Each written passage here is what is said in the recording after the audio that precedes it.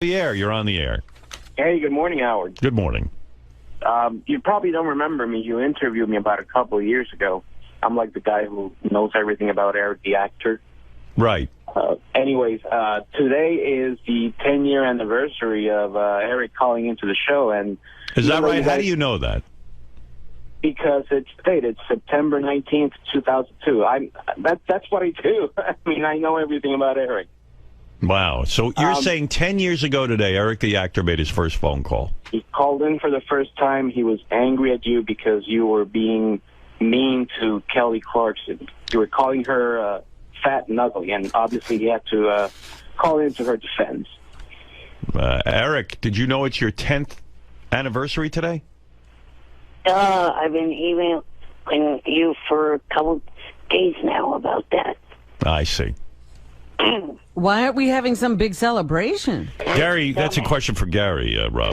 Why is there not a big celebratory event going on here? Maybe this is it, Robin.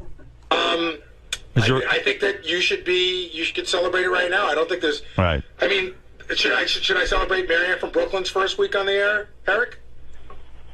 Yeah, well, has Eric been hounding you about this, that we should have some sort of celebration? He sent a note, and he just said that he was surprised that you made him wait on the phone for so long because it's his 10th year on the show, and the big line was, doesn't that mean anything to anyone? No. Eric, haven't you figured out that none of that means anything to us? We don't celebrate our own anniversaries. Right. I don't even know... like what year this is that I'm a broadcaster. I know. When people ask, it's 30-something. I don't know. Yeah, I don't care about anniversaries. You know that, Howard, are you aware that last week was my 28th anniversary on the show? I actually was not. It was, and I'm not angry that you let it go by. Hey, by the way, Eric, you'll be pleased to know that now that I officially know your 10th year anniversary, we have huge plans for your 20th anniversary. We're going to start now, 10 years in advance. It's going to take us 10 years to plan it. Yeah. Eric, I mean, seriously, you understand that we don't give a shit, right? Was kind of hoping that you would.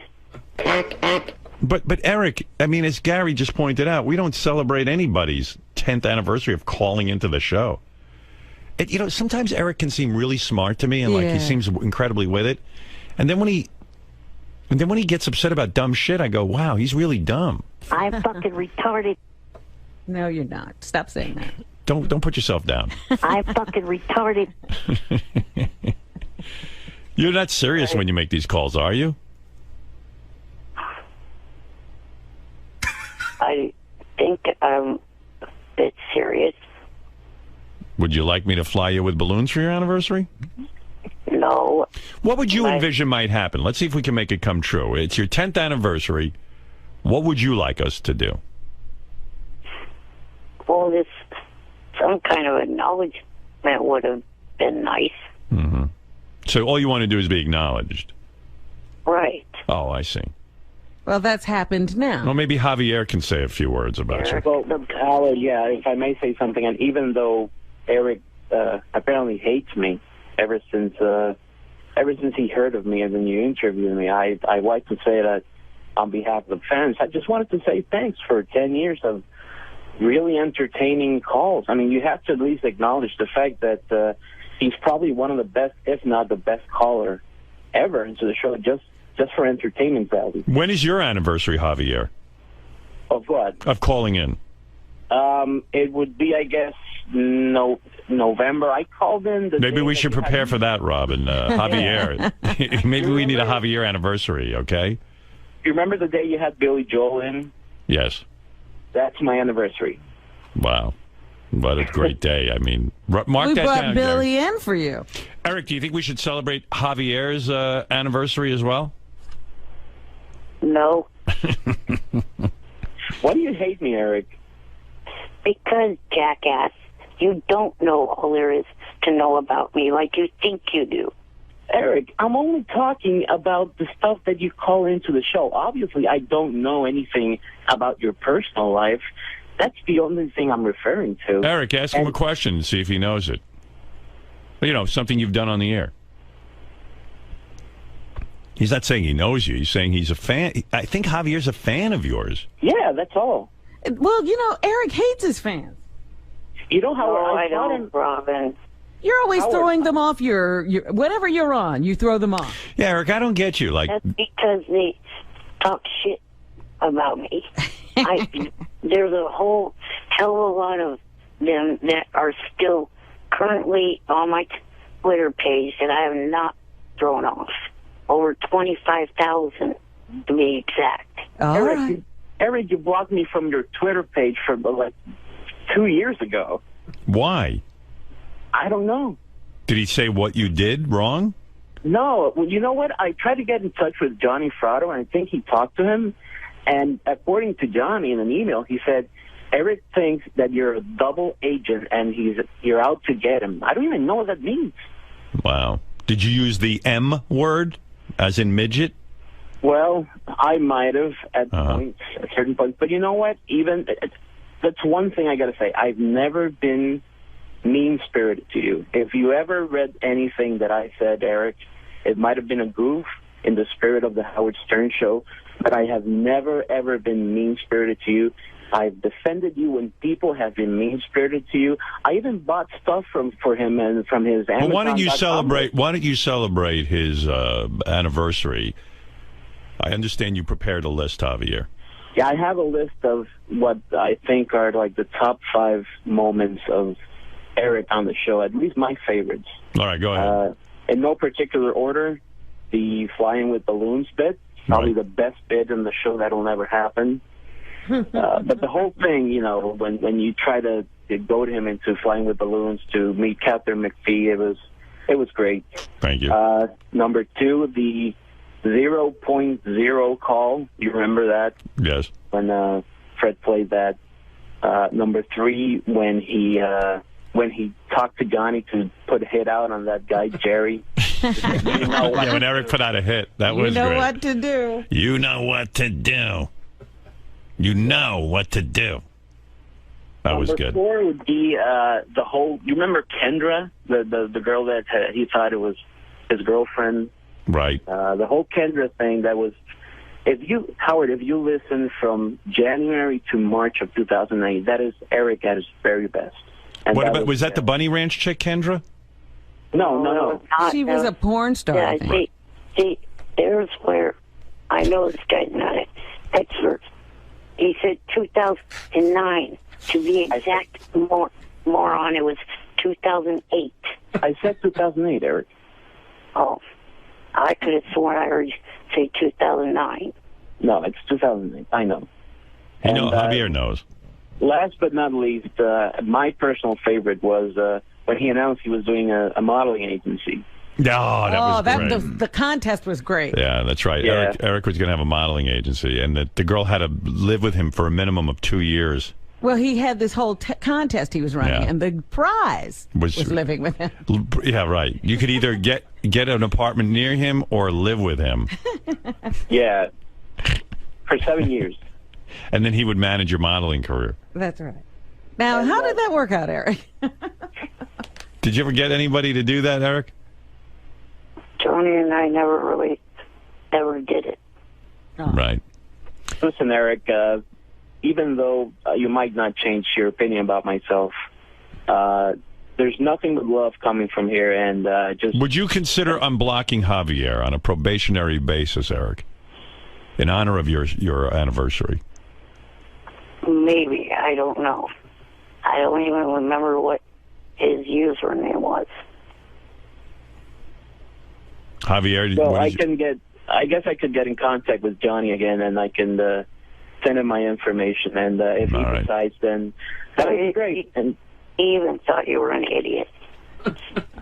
who, Johnny? Yes. Johnny was gracious to me. He was great. You know what, Javier? I was just thinking, you left out on your top 5 when Eric got that acting job and he was worried about werewolves in New Mexico. Yeah, that was great. That was a great moment. Come on. What about Howard? What about that time when he did that in plain sight, and he was going to sue the production company because they didn't give him like one bottle of Pepsi? Right. The missing bottle of Pepsi. Or how about when everyone wanted him to go in another show where his head would explode and he wouldn't do it? Yeah. Right. Well, how about all the roles he won't take? Right. He refuses to play certain parts. But come on, the best was when he was afraid of werewolves in New Mexico. Yeah. Speaking of the effective shows that or roles that I would take, I sent a list of different shows that I would like to appear on. Yeah, I got the same list. Actually, I don't know if you know this, Eric. I've been working on Whitney Cummings to put you on her show. Yeah, I talked to you about that a couple weeks ago on the AJT show. Actually, Beth was approached to be on the Whitney Cummings show, and I said to Beth, can you write back to Whitney and say you can't do it? But Beth was unavailable, but would she consider Eric the actor? Oh. And yeah, they go up for the same roles all the time. well, I mean, in other words, like sometime in the future. And Whitney wasn't opposed to it, actually. Yeah? Yeah. Tabitha told me that Chris D'Elia was asking her about me. I said to Whitney, maybe like Eric could play your abusive boyfriend or something. Well, her character has the voice of Chris D'Elia. Yeah, but you're the new boyfriend who's abusive. Or an old boyfriend who used to abuse her. Right. Yeah, you come back and like, and that's you still have that effect on her. Yeah, like whenever you're around her, she like just freaks out, but secretly she's still in love with you. Oh my God, I'd love to see that. That would be a great episode. Would Eric play a zombie in The Walking Dead? That's a good question. Wheelchair zombie? I never watched that show. It's a good show.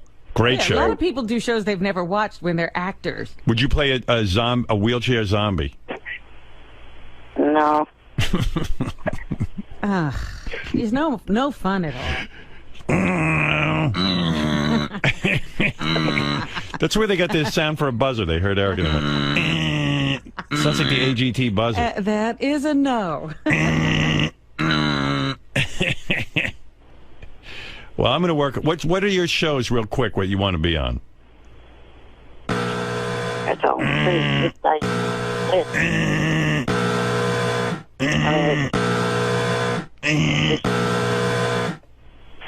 you let me speak? Yes.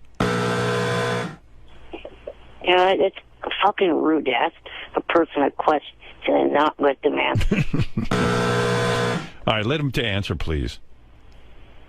The shows range on networks from Fox, all right, ABC, CBS. Go ahead. Let's hear the list already. You want the whole gamut. Yeah, you don't have to intro it. Well, Fox has got the new show, Ben and Kate. I watched the first episode of that already on demand. All right. Yeah, it's a good show. Go ahead. Do you do that one? Yeah, he'd do that. New Girl. Okay, that's a current series. Okay. Yeah. Can I just help out a little bit? Because he'll tell some other ones, but I have two that he sent me because he's got plotline ideas for himself. Let me hear it. Okay, he wants to be on FX Anger Management. My character could be an actor that has been sent to Charlie for help because I trashed the set when I noticed craft services was out of Pepsi, and Ronnie could play my limo driver with his own anger issues. All right, and what's the other one? Also on FX, Sons of Anarchy. Oh, yeah, I watch that. I love it. The storyline could have them making a delivery of drugs or guns near Carson City, Nevada, and they stop in the Bunny Ranch for a break and have some fun with the girls. I could be in the Bunny Ranch parlor where they hang out talking to some of the girls. Oh, you just want to be at the Bunny Ranch. You want to know something? That's a pretty good plot line right there. I'd see that on Sons of Anarchy. But all Eric is an extra in it. No. He'd have some lines. He'd be there with the girls, and maybe, he'd be one of the... What he just said in his plot line, he'd be just sitting in the parlor with the girls. He'd be sitting there, and then he'd be like one of the Johns, and he kind of starts talking to one of the girls about some stuff, and maybe he interacts with one of the Sons of Anarchy. Well, now you're fleshing out the role. Eric didn't give himself a character or anything. And why would Sons of Anarchy... You know what would be good, though? What if Eric played like the Sons of Anarchy are on their bikes, and they're riding down the highway, and then they run over Eric, like a speed bump, like a raccoon. Or somebody has Eric in a sidecar, and it just detaches and goes down the other way. Yeah. I'm flying. I'd hang him from Ron Perlman's handlebars. His character can't ride anymore. I know he's having trouble. All right, anyway. Get back on that bike. I'll ride on Jax's bike. Hey, Jax, you're hot. All right. Well, listen, Eric. Congratulations on your 10th anniversary as a caller to the show. He didn't give us his full list of shows. Oh, please, Robin, you're killing me here. I'm always fascinated. Community and Parenthood are two more, but he had no plot lines for them. Community and Parenthood. All right. There you go, Robin. All right. Well, Ben and Kate he wants to be on. And New Girl. I don't know what New he's Girl. supposed to play, yeah. Now, maybe he plays a girl.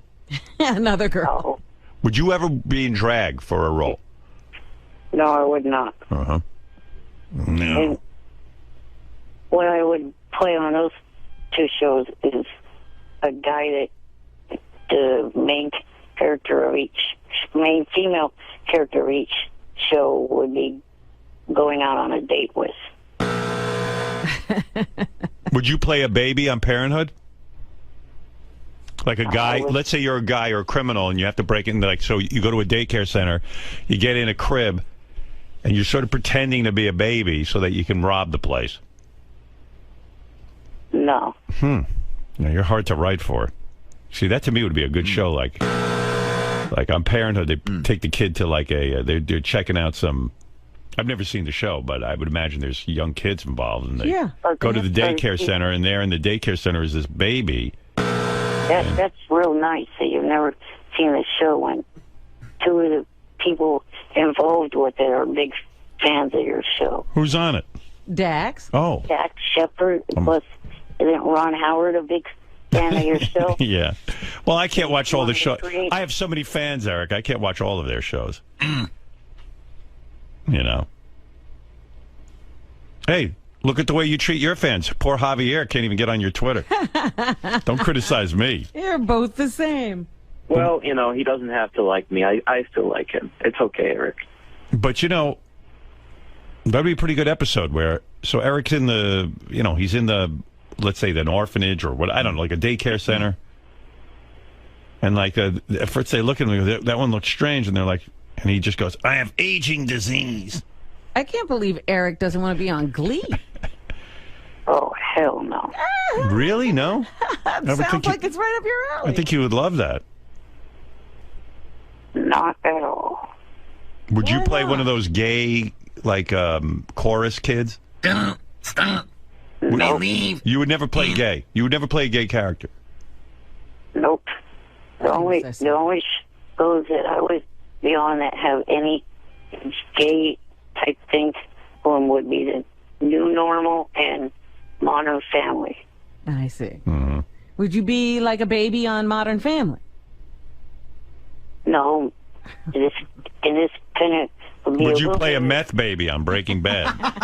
Like, no? Like somebody had a big meth habit and you became the Walter, baby. I'm hungry. And then all of a sudden, like, the doctor, like, they show her giving birth and everything, and then, oh, my God, there's complications, and then all of a sudden they cut to, like, the baby coming out, and it's you. And they're like, oh, my God, look what meth did to the baby. And then, you know, be like, it would be very, very anti-drug. It would be good. People would stop doing meth if they saw that. The idea that I came up with for Modern Family was I would play a math teacher for Manny, and my character would get the hots for his mom. All right. Well, anyway, hey, happy anniversary, Javier. I hope you get added back to Eric's Twitter following. Let's hope so. Eric, are you political at all? Have you come out for Romney or Obama? I'm Democrat, so yes, I would go for Obama, not Romney. Right. As Jesse Ventura would say, you're a Democrat. Right. I'm a Democrat. Are little people allowed to vote? Robin? Yes. Yes. Yeah? Oh, I didn't know that. Yes. Only for felons aren't, but little people are. Yeah, I didn't know if you guys were allowed It's to an vote. age thing, not a little people. I just wanted to ask Eric that question, see what he said. And I was wondering, do you have any? Don't you think that's against like little people? How do they vote? Because those things are up high. The I'm thing, sure they get help. What do you do, Eric, when you vote? Do you do absentee? Yeah. Yes. Absentee ballot. I was trying to ask, do you have any prize money? Oh boy. In honor of your 10th anniversary? To Eric, not Wendy. Yeah. I don't think we do, actually. Although we do have money for Javier, your fan. Oh, great. Can I ask you something, Howard? Yes. Do you think it would be fun? I think this is one of the things that bothers Eric. Do you think it would be funny at all to pit Eric against myself in an Eric the Actor trivia contest? Like, in other words, see who can answer more questions? I mean, wouldn't it be funny if I actually beat him at knowing more about himself than he? Yeah, we got to have some money for that. What is it, JD? He's doing a block party this weekend. He doesn't need any money. Oh, he's getting What paid. is that? Yeah, he's getting paid. Doesn't he get a couple of grand for that? Oh, I don't know about that, but I mean, I don't know why he's begging for money. You're getting paid this weekend, aren't you? Yeah. Stop being a freeloader like Mitt Romney says and Yeah. go to work. Now, maybe Mitt Romney's onto something. No wonder you're for Obama. You get your hand out. Gee, thanks, JD. If you can call that a hand. Gary, do we have any, like, is there a way that, like, in the commercials we could put together really quick a 5-question contest between Javier and Eric for, like, some money? I think I have some money, but what kind of a contest? Like, where we ask Eric the Actor trivia about his various appearances on the show, and then see who can answer more questions. Javier's claiming he can beat Eric at his own trivia game. I definitely have the money. Let me see if I can work on the game. Yeah, I mean, it's short notice. I don't know anything about Eric the Actor, so I don't know that I can be much help. I would want to hear that. Would you, Robin? I'd love it. All right, Eric, hold on. Javier, hold on. Let me see if I can throw something together. I'm not guaranteeing anything. Can I quickly make a couple little promotions? Oh, boy. Can you wait till after the commercial? Eric, it's not a good time to promote when you've bored everybody to death. Yeah, right. No one wants to see you now. Hold on. If it wasn't for Javier, you wouldn't even be interested. Right. Hold on. Well, one of the things Oh, my God. Hold on. I got a break. already promoted. We're coming back after the hold on. commercial. What a great 10th anniversary this is. Uh-oh, I think I just... Oh, fuck. I think I What, just... did you cut him off? No, I think he's still on hold. Javier, you're still there, right? Yeah, I'm here. All right, let me see if I can get you on hold. Oh, boy. Hold on. I think I might have hung up. You might have hung up on Javier, too. I don't know. I don't even know.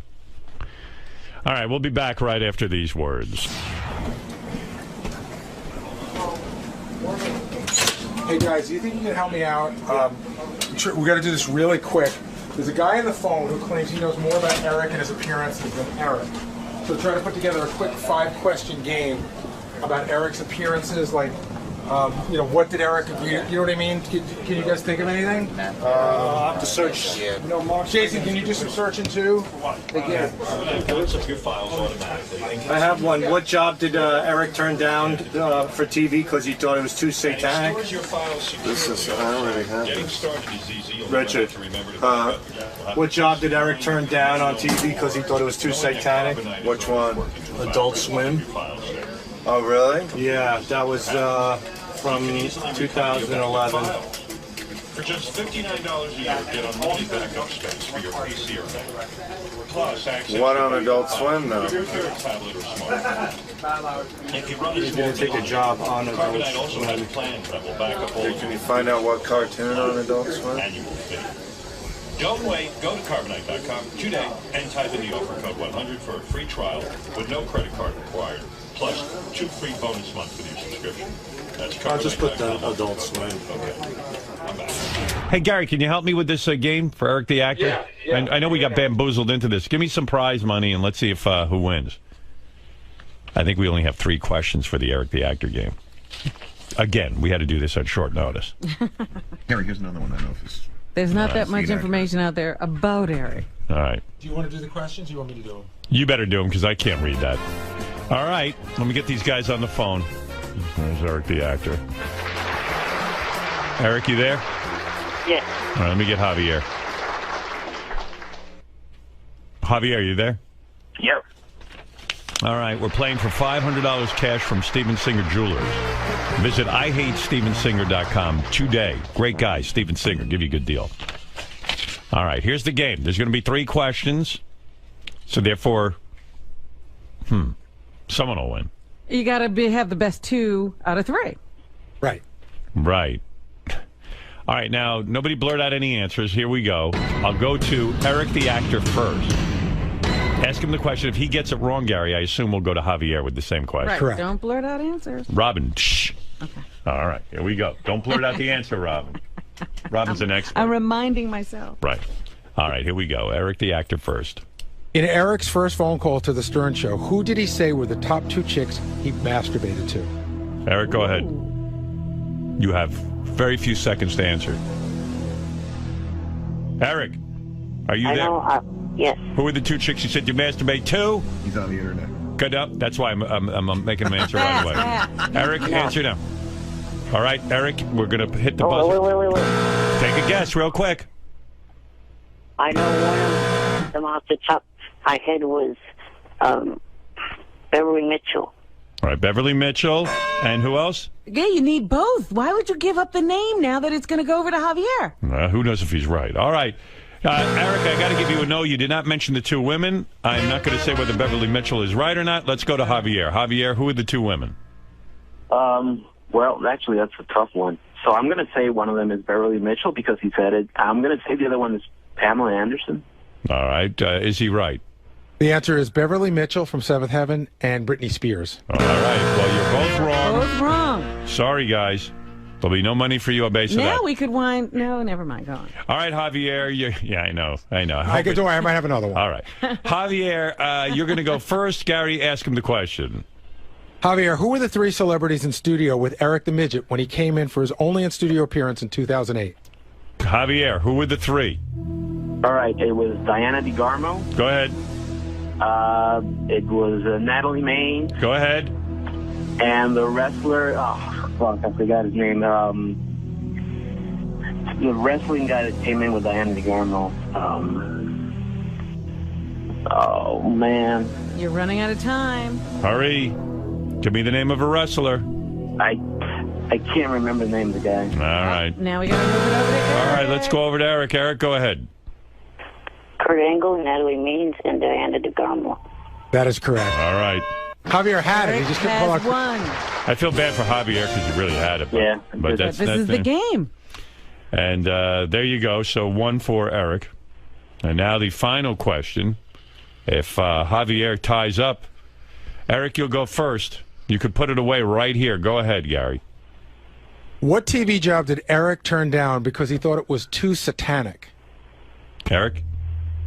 The animated cartoon on the Cartoon Network. Is that correct, Gary? I don't remember the name of the show. Oh, he doesn't know the name? That is incorrect. You do not know the name of the show, all right? Javier, you can get back in the game. Gary, give him the question again. What job on TV did Eric turn down because he thought it was too satanic? It was a satanic cartoon. I don't think he said the name of the show, but there's not a name of a show, it's a particular network. What kind of question is that? You want the name of the network, or you want the name of this network? The name of the network. Yeah, now we had to ask Eric again. We have to ask Eric again. Did you just No, actually, Eric gave me the name of the network. Oh, so he answered the question. No, he didn't. He gave an answer. And it was incorrect. Wasn't correct. Okay. Oh, okay. Gary, this is a horrible game. He might have been correct. I don't. Sal was involved. He may have been correct. I have an answer here, and I don't know. Wait a second. You trusted Sal to make the game? You gave me 4 minutes. All right. Sal and Richard put this game No together. wonder this is going so badly. Oh, my God. They're 2 retarded people put the game together. It was very quick. What? Wait, we're not at a tie yet. Okay, Sal, you idiot. Which channel? That was correct. It was a satanic cartoon on the Cartoon Network. Is the Cartoon Network correct, Sal? It's not. Sal says it's not correct. is it a particular show? It's called Adult Swim. Adult That's Swim the is Cartoon correct. Network, you moron. Well, evidently That's Adult the Swim is Cartoon right. Network. Gary, I think the game is... The answer is Adult Swim. I don't know what Adult Swim but is that's on. a shitty question. Well, no, it's a shitty answer. Oh, I knew you know what? I knew I shouldn't have gotten involved in this game. Even when Eric said he needed money, I should have just hung up. I agree. I hate Sal. I hate Eric. And I hate Javier now. I'm sorry. Yeah. And they did nothing wrong. Can I say something? Adult Sal, you're such a shit stain. Oh, can I tell you something? Yeah. Okay, I'd rather you say I can't come up with a game. No, than get it wrong. I can. Okay, go ahead. I had to come up with immediate facts that had documented 8/9/11. He said he turned down a satanic show from Adult Swim. And that was it's it. a cable television network. Well, I didn't know. Share I didn't space know with Cartoon Network. Right, Right. so I it didn't is know its it was a own- network, but it was for the Adult But I'm Swim saying show. the question's so It's so specific. What did he turn down? What satanic role did he turn down? And no, he made it perfectly you said clear. What satanic role did he turn down? But you were looking for the name of a network. Or a show. Or a show. It just said, what satanic show did he turn down? Right. And so that's when he it. said Cartoon Network, I'm looking at Adult Swim. I don't know what that means. You wrote a question that's ridiculous. It's for Adult Swim. He said yeah, the but wrong we show. don't listen to. Read the question you wrote down. The question. Can I have the question, please? You didn't ask for the name of the network. But it was specific. Right. You wouldn't say NBC. Oh, my God. You're retarded. It's impossible to deal with not. You just love doing this to me. No, you can't explain. Yes, I can. Go ahead, read the question. What job on TV did Eric turn down because he thought it was too satanic? That's not Adult the name of Swim. Adult Swim. Adult Swim is the show. No, it's a network. Well, then it was idiot. it was documented that way, Howard. I can show you the document. Sal, why can't you admit you fucked up? What am I fucking up? There's nothing clear about that question. We're asking. We don't know what you're asking for. You could never write for a game show.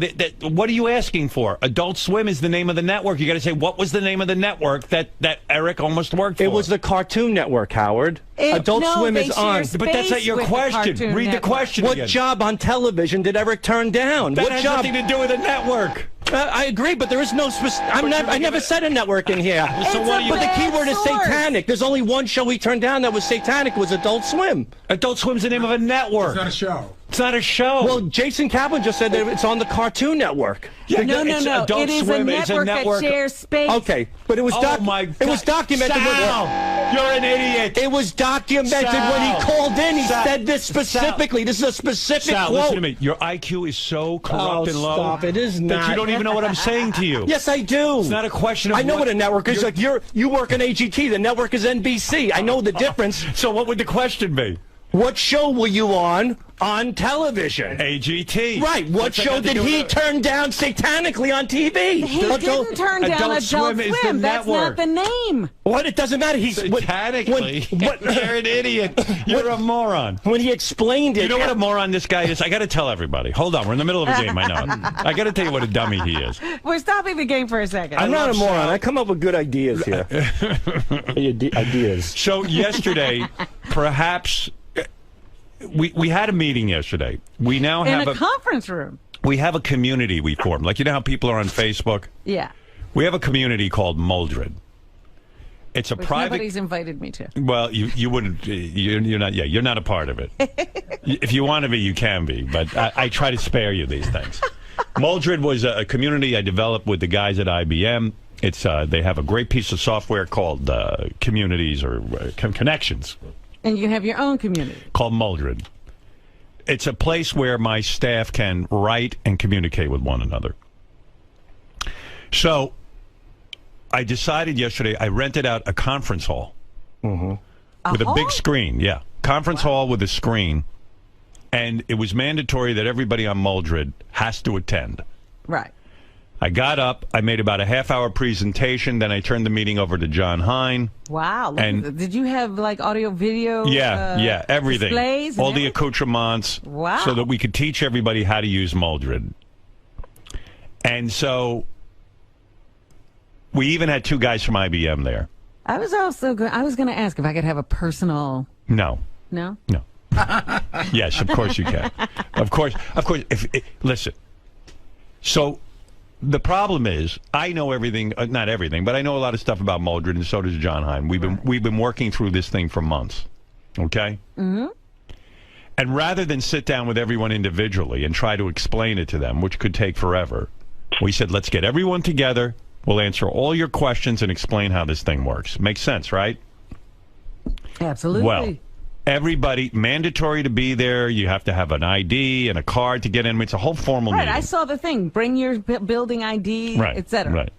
So I'm up there, and I'm talking for, I would say, close to a half hour. I'm explaining Moldred to everybody. I'm going through the intricacies, how to sign on, how to use this thing, how to communicate with one another, how we shall work together.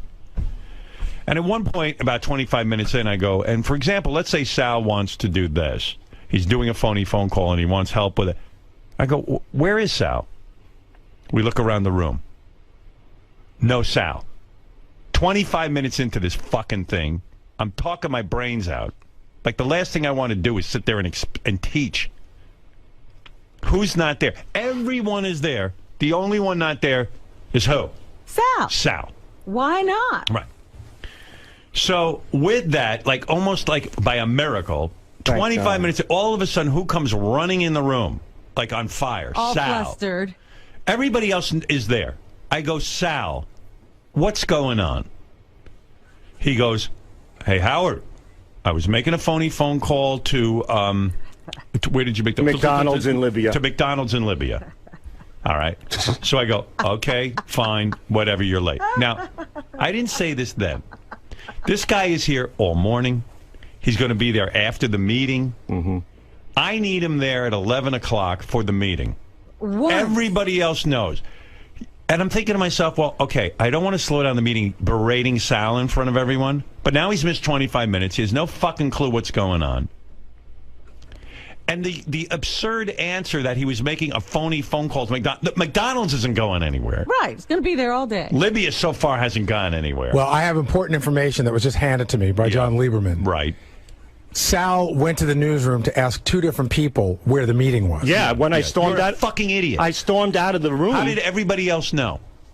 Couldn't you have prepared a little? I was caught up in the call, and then all of a sudden I looked at the clock. It said 11:21. I said, "Holy shit!" And I ran out. So, can I ask you a question? We all did the wrap-up show together, right? We ended at 11 together, right? And we all frantically came in here and grabbed our notebooks and our pens and ran down to the meeting. So, why did you go to make a phone call when we were all leaving together? I was just caught up in it. It was just I messed up. There's no excuse. There's no excuse. With them, You're retarded. I got there. You know, I missed 20 minutes, but I got Moldred down pretty well. So no, you missed as well as you got this game. You Not think you deflecting, got I'm Moldred down. You know what I'm going to do after the show today? I'm going to fucking quiz you on Moldred and see how well you got I know a lot about Moldred. Yeah, okay. You could quiz me right now. No, I'm not going to bore the audience. Well, we're in the middle of another game. We're in the middle of the game. You just fucked up. I didn't screw that up. Unlike the meeting you fucked up yesterday. Well, I apologize about that. Yeah, good. I just wasn't aware of time. It happens. We all screw up. No, we all don't. Not one person screwed up but you. Yeah, I know. Can I say something about this question? What question? The one question that Sal screwed up. Yeah, I mean, Eric, forget it. I mean, the guy fucked up. What am I going to do? Wait, Adult Swim, for this moron's information, is a block of different animated and non-animated shows on the Cartoon Network. It's not. Eric, it goes beyond that. Eric, it goes beyond that. I mean, the question doesn't even make sense. We don't know what he's asking for. He's asking for the network. He's asking for the name of a show. He's asking for 50 different things. The whole thing is screwed. I made it as general and simple as possible. What team? I want to get back to how did you miss that meeting yesterday? It's beyond my comprehension. How many times do I have a meeting that important where I rent out a conference room? Not many. So that I can help you with things. And I appreciate it, and I apologize. I was a little late. Thank God I know Moldred very well. I was done. 25 minutes. How do you think I feel? You think I would want to miss meeting me out of all people? What? You think I would want to miss Yes, a meeting? of course you did. I know, but do you think... Yes, I think you wanted to... I think you wanted to... You know what? I'm going to tell you something. You're out if of your I had said to mind. you, You're nuts. there's a woman waiting in the conference room at 11 o'clock with her legs spread. She's going to fucking fuck you, blow you, and then piss on you. No, all you would have to say, you can piss on her and spit on her. Yeah, right. If I told Rob, you that... keep yourself out of it. If I told you that, Sal, you'd be there. Howard, I got caught up in a phony phone call. No, you I didn't. screwed up. Can I just add one more thing? Because Jason pointed this out to me. You know, Sal, as a general rule, you're almost always late for our Tuesday meeting. No, I'm not. Yeah, you are. I am not. Oh, yeah, you're right. He is. I am not. I don't even think he was there at the last one. Yeah, I sure was. I was absolutely there. Yeah. I've been to every single The meeting. very last meeting we had, I was well into the meeting, and I go, and Sal, Richard, almost a replay of yesterday. I dropped my pen, and Gary, you screamed at me like a lunatic in the hallway. No. I had to come and get you. I went to the bathroom, and I left my pen. I dropped my pen. You have OCD? Is that what's going on? I have a little bit of So that. you have to be late to everything? No, I'm never late to anything. I'm here early in the If morning. you're on I'm time, will bad things happen? Because bad things have already happened to you. What are you worried I about? have a little OCD stuff. Yeah, all Few the things. magical thinking isn't working. Well, then I'll change it. I'll change the magical Yeah. thinking. But Yeah, no, I change don't. it to being on time. I'm on time every If you're on morning time, on good this things show. might happen. I'm on time all the time. All the time I'm on time. No, yesterday you weren't. Yes, for that meeting, yes. So how could you say you're on time all the time? Not all the time, except for yesterday and the meeting before. Weren't you late to work the other day, I got a report? Nope. Mm-hmm. I wasn't late to work. All right. I was absolutely. All right, I haven't thank been. you. Like, Thank you for... Howard, can I ask that one Hey, how more much... question? Yeah. Because, again, I'm getting the second hand thanks to my good buddy John Lieberman. Sal, God's honest, swear to life to your kids. Did you doze off during the Moldred meeting yesterday? No, and why? And Ronnie looked at me and closed his eyes like I was. Absolutely not 100% swearing the life of my children. Would not do something like that. You wouldn't be late. You wouldn't, but you did it. I was late. I admitted I was late, Robin. I apologize about being late. I was in the middle of work and something You're such happened. a con man. How am I a con man? I was fucking working on something. Con man. I said I was sorry.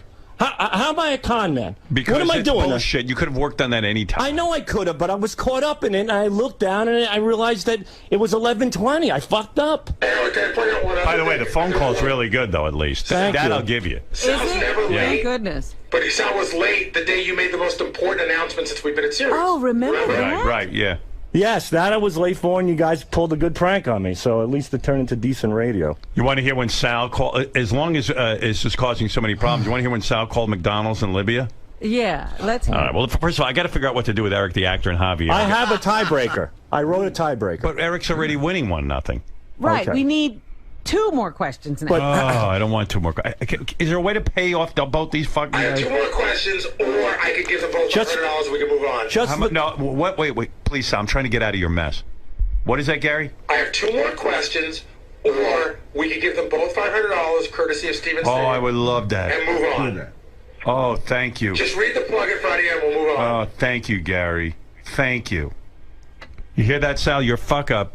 I want you to rephrase my question because I disagree with you. What job on TV did Eric turn down because he thought it was too satanic? Did he just change the word? What's No, the it's the same thing. So what's the answer? Adult Swim.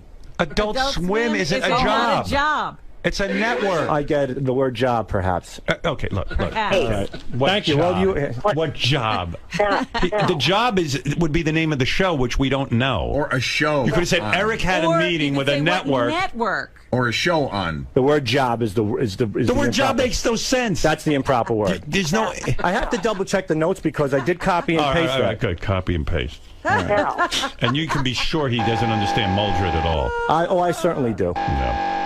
Sal, Yes, Eric. what part of my explanation did you not understand? Adult Swim is on the Cartoon Network. It's not Yeah, one. I know that, Eric. particular Okay, I show. got to get out of this. He's yelling at Sal. God, I feel listeners. We'll give you Sal's personal number.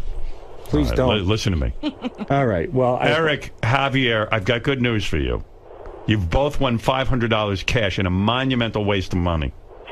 I'm so sorry. This is my fault. It is your fault. I'm You know what? blocking you We're from gonna Twitter. block you. Yeah. Okay. Here we go. You've won $500 cash from Steven Singer Jewelers. Thank you. Visit IHateStevenSinger.com today. Thank you, Steven Singer, for bailing me out on this. I don't know what I'd do without you. Thank you, StevenSinger.com. Eric, I'm going to put you and Javier. It's in the middle of a game. Don't make me go in there. What is this? No, they're sending me in here. What is going on today? Ronnie has something to say. Ronnie, put your headphones on and say what you're going to say. Say what you're going to say. No, he said he wasn't sleeping. I know he was, okay? I swear to God, I was not.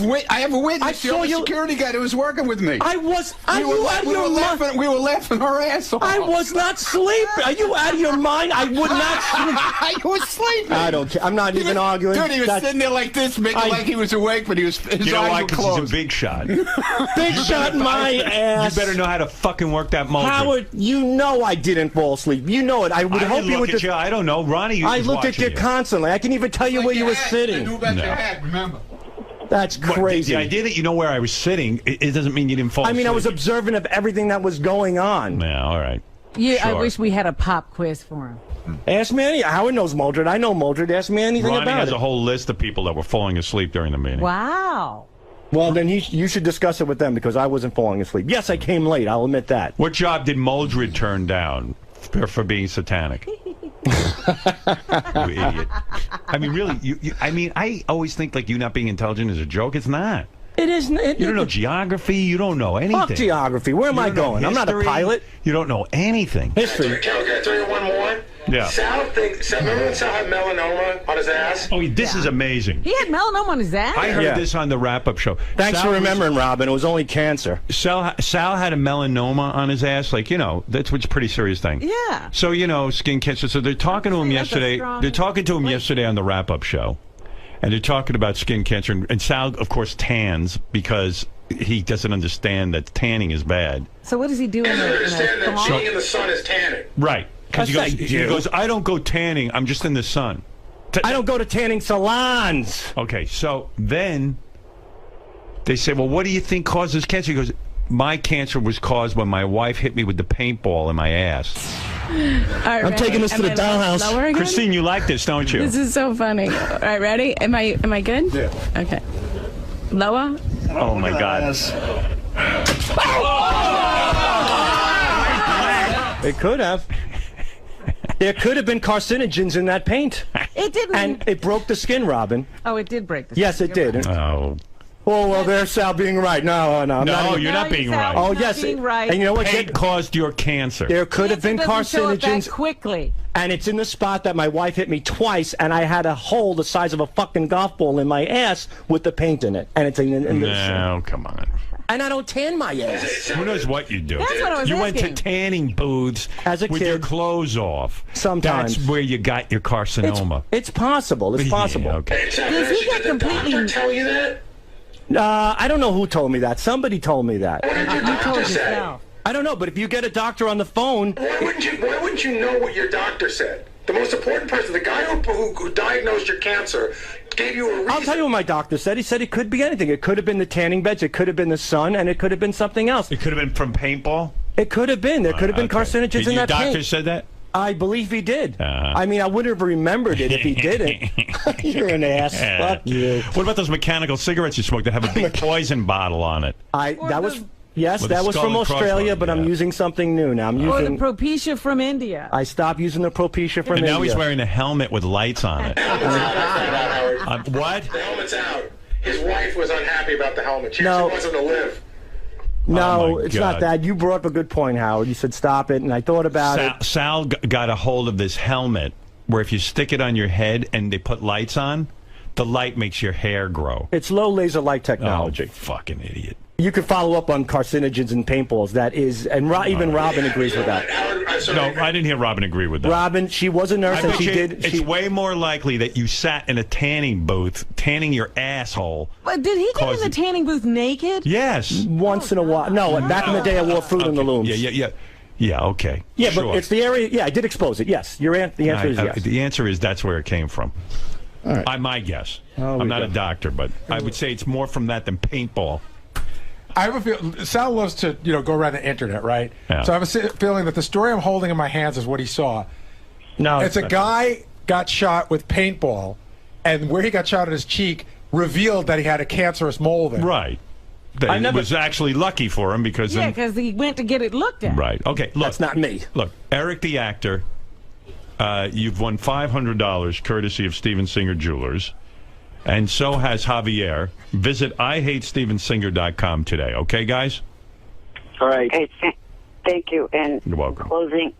In closing, I'll be at both the block parties this weekend, and I started a new job with TNA, making predictions on their show called TNA Today. I can't even believe that happened, but okay. In a couple weeks, that will start. Very good. I would watch that. All right. Thank you, Eric. It's enough of Eric. All right. I'll put you on hold for your money. And Javier, where is he? Oh, that's Javier. Eric, I'm so upset. It's an internet show. All right. Hold on. And a happy anniversary. Thank you. Lashana Tova. All right. All right, so thank you for liking the Libya thing. I'll bail. Yeah, all right, here it is. Here's Sal, and here's what he does best. Yeah, stand there and you take your bow. Now something good's going to happen. You don't have to leave. Thank you for liking it. And all right, here we go. I'd like to go Sal back to work. calls McDonald's in Libya. Idiot. You're leaving now? No, I'm going to stay. The premise is based on... Keep walking to the door. Just stand there and let me... you'll get a bow here. People will praise you. You're an idiot. Sal calls McDonald's in Libya. This is why he missed the meeting. Food. And, of course, you heard a Kentucky Fried Chicken was burned down in Libya. Actually, it was in Lebanon. Right. So Sal says, hey, do you guys have a McDonald's? He calls and he goes, are you guys going to burn down this place? All right, so here he goes. Hello, McDonald's. Yes. Okay. You guys just burnt down the Kentucky Fried Chicken in Libya, And I want to come down to eat at McDonald's. But before I do, I want to know, are you guys on fire? No. Really, I don't know about the burning Kentucky Fried Chicken. I live in Benghazi, and I didn't know about the burning Kentucky Fried Chicken. I swear, I don't know. What about burning of American flag? Have you burned American flag? Yes, we burned the American flag because the movie about Rasul. Because we are very nervous about the movie who made those American movie about the Rasul. Are the Jews to blame for this problem? Yes, Jews are the devil. What's that? Jews are the devil. Is that correct? Yes. So the Jews are to blame for this? All the Jews in the world are devil. All the Jews of the world are evil. Evil. Yes, evil. What must we... Evil. They didn't make anything for Libya. Now, Yes.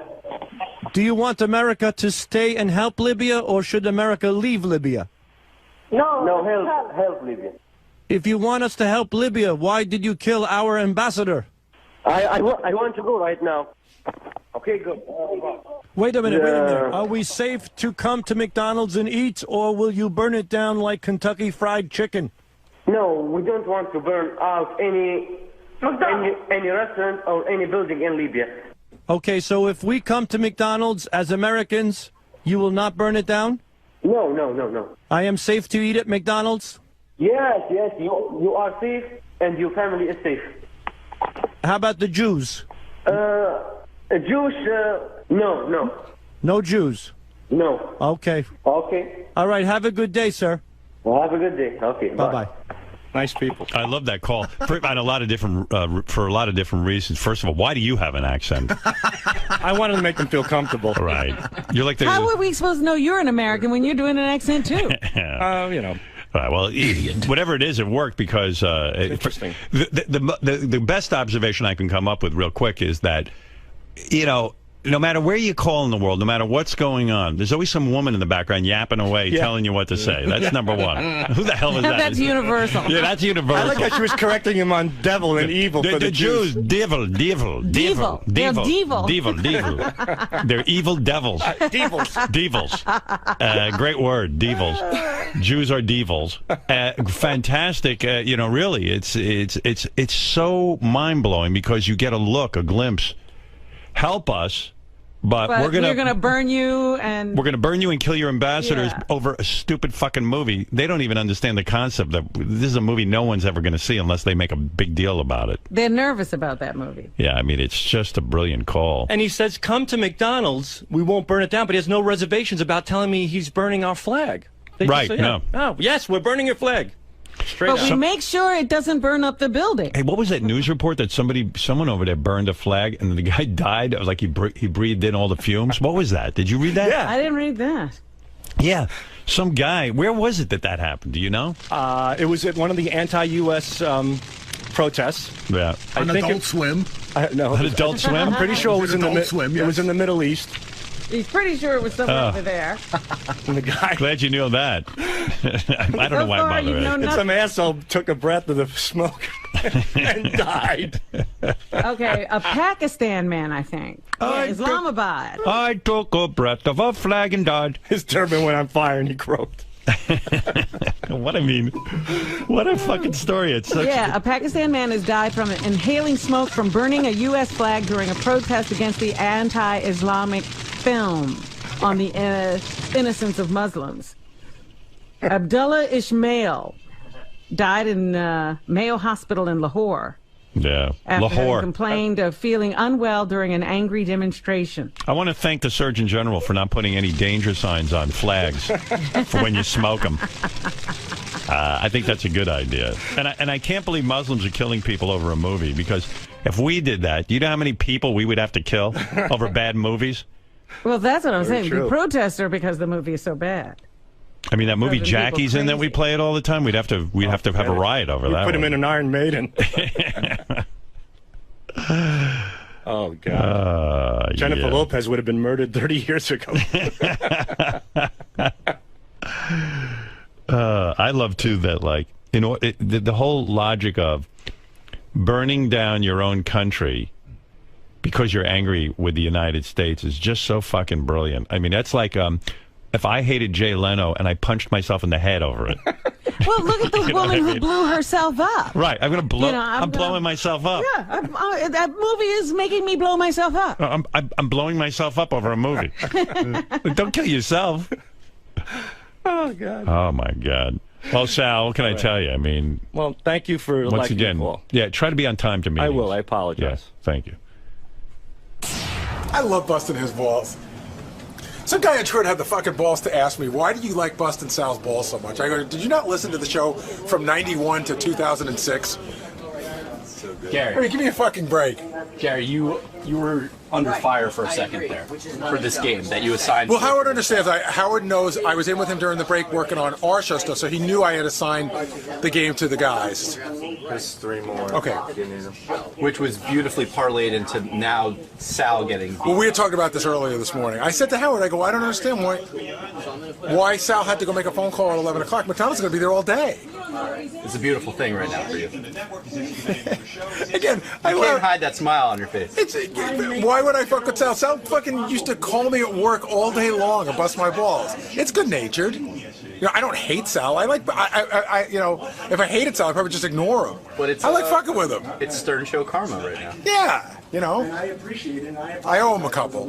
You know, Sal 1 million, Gary 3. Okay. Sal. Yes, sir. This was sprung upon you. I shot it happening. I mean, Gary came up to you. You had 2 or 3 minutes to come up with a game. Yeah. Can we go check the internet where I copied and pasted it? Yeah. Because I just want to see if I copied it and pasted it properly. I could have screwed that up too. Let's take a look here. I just want to see. So you got this right off of our website? I got this off of Mark's Friggin, which is very, very factual. I mean, he runs a great site. Yeah. Well, let's see. Here's the quote. I should have said. He said he had 2 acting jobs and he never would have had, according to Johnny Frauder. Johnny said that Eric didn't take a job. That was the key word, with Adult Swim because he felt it was too satanic. So that was the quote that I pulled. He didn't take a job. And I said to Howard, what's the key word here that I screwed up? He says, job. So according, again, Johnny Frauder, Johnny Frauder's quote was, Eric didn't take a job with Adult Swim because he felt it was too satanic. So we had a scramble. We had 3 minutes. I was looking for facts. I thought that was a pretty good question. What did Eric turn down that was too satanic? What job? And it was Adult Swim. I don't know about the network, so if it's a specific television show, but I know that specifically was said, and that's the fact that I took. Well, the problem, I think, why it's getting so convoluted is that Adult Swim is the title of a block of cartoons featured on the Cartoon Network late at night. Right. So there's a lot of layers to this. But all in all, it was sprung upon you, and you were forced to react and try to help Gary out, but then it got spun into an entirely different animal. I mean, yeah, everything you've done wrong in the last month has come into question, and then you're on your heels. Mm-hmm. Do you feel like you can't win in those situations? I mean, they're calling you a con artist, they're calling a con man. That's a little heavy. Yeah, you can't win. No, you can't. You can't fight City Hall, and you can't fight the Howard Stern Show. The house always wins. Absolutely. Absolutely. I mean, and this is some house. This is crazier than the White House in this place. And you have to take your lumps. That's how the show works. Look, Howard's running the show. We needed things. We had to scramble. We had to put it together. I took this quote. We needed a quick fact immediately. That's how it was quoted. That's how it was said. And unfortunately, it didn't relay properly, and I'm responsible for it. At the end of the day, no matter how you look at it, I'm the one who pulled the quote, even though it was to the T. It didn't translate right, and I have to take my lumps. Does it bother you the fact that this one small error sort of negates all these things that you've done well over the years? I mean, it seems like they take one small error in a game that you scrambled to put together to help out Gary, your boss, and all of a sudden everything else is coming into question. Your lateness for meetings, everything else. I mean, although he liked your prank call, that's great and all, but does it bother me? Yeah. Does it sort of reignite your fire against Gary? Nah. I mean, I'm just like, I don't know. I'm at the point where I am completely desensitized to insults and to being badgered.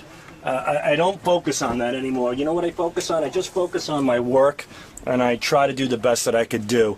You're going to take your lumps, but if I focus on that, it's just going to interfere with my creative process. So I don't let it bother me. It's when I used to listen to the show, it was funny as hell when Howard would berate and beat up somebody over making a mistake. Like, you know, if you go back into time and you type in Gary Delabate and mistakes, there's a billion of them. But that's what made great radio. I'd rather just do everything right and avoid that aspect of the great radio, but that's the way it goes. I know I loved it. I hope at least in some odd way, if Howard yelled at me, it was entertaining in some capacity. So if I'm contributing in that way, so be it. I screwed up, take my lumps, let the audience, you know, piss on my parade. I get it. I'm a fan. I know how both sides work, and it's all good. So, but I try not to focus on it. I do focus on it. I would be lying if I said it didn't bother me. It does. But what am I going to do? Made a mistake. Go back to work and hope that something else does work. And that's the way it works. That's how any job works. And following that was a killer phone call. Howard was very pleased, and we cracked a few jokes, and we moved on. How does it end? Does Howard view you as... How does it end? You have a rope? No.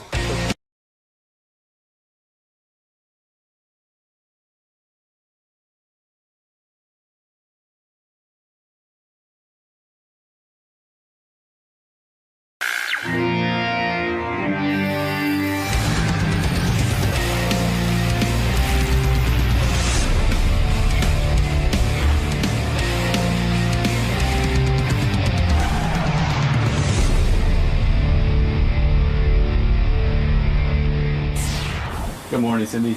Morning, darling. Welcome back. Thank you. I see you're carrying a book in your hand. The infamous book. Your memoir. My memoir. That's also the title of it, right? Cindy It Lauper, is, a memoir. just in case you didn't know. It's a memoir. All right. So I imagine right this way. I imagine that's there are attractive. lots of. Who is the bunny? Oh, that's Hank, the angry drunken dwarf. He's no longer with us though. Really? Yeah, so we leave him up there as sort of a tribute to him. All right. But you mean he just left? He's no longer. No, like he's deceased. He is deceased? About 10 years, 11 years ago. Oh, wow, I'm so sorry. He actually passed away right before 9/11, so his death was sort of overshadowed by everything that happened. Oh, okay. Sorry, I didn't mean to bring so much tragedy into the... Tragedy! It's a tragedy. But you're looking forward to seeing Howard again? And Well, I haven't seen him for a while, yeah. Yeah. My husband said to say hello, because they used to run together. Oh, okay. And share some stories from your memoir. My memoir. Yeah. All How's right. it going on? What's that show? American's Got Talent? It just wrapped up. He just finished it, so Just he's sort of wrapped getting up. back It's to going to normal. have new co-hosts now. Yeah, I think Sharon's leaving and... Mariah Carey. Oh, that's right. Never thought I'd see those two together. Howard It'll and be interesting. to say the least. All right, Cindy. I'll let you get in the studio and talk to Howard. Right? All right. Usually I'm in here with an instrument, so really throwing me off. Just talk today. Just talking. Wow. Okay. All right, Cindy. Cindy Lauper wrote a book. It's amazingly honest. I can't believe how honest it is. Yeah, I've been reading excerpts. I was just saying, Cindy. Hey, Cindy. Hey. You look great. You look great.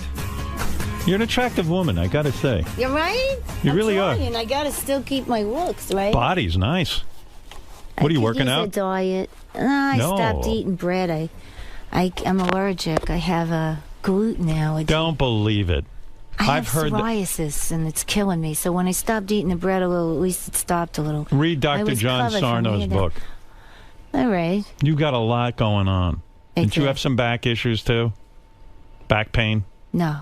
You never had back pain? No, I had, when I was writing the book, I was like hunched over the computer a lot, so my neck was killing me. I know. I'll talk to you off the air about Hey, this. you wrote a book too, right? I wrote 2 books. I wrote Private Parts and Miss America. Miss America. Yeah, that was my second book, my follow-up, my second smash book. 2 big hits. That's good. I was just saying to Robin, I commend you on your honesty in this book. I Yeah. mean, it is remarkably honest. And, look. You know what Oscar Wilde said, and Harvey told me this. Harvey What did he say? He said, feel free to be yourself. Everyone else is taken. No, but you put your ego aside. I'll tell you why. Because you even admit your failures. And I like this about you. You talk about at one point when you were doing movies a lot, and you were in a movie called Vibes. Yeah. You were slated to co-star with Dan Aykroyd, who I think is brilliant. Me too. And you were excited about the project. Suddenly, Dan Aykroyd gets out of the project. He hated me. Yeah, and you admit that. Why did he hate you? You mean he met you and hated you, or he hated you? Yeah, he didn't think I was very good, and he thought I was... I don't know what he thought. He just left and said bad vibes. Did he say to you... Did he confront you and say, look, I just don't think you're up to this?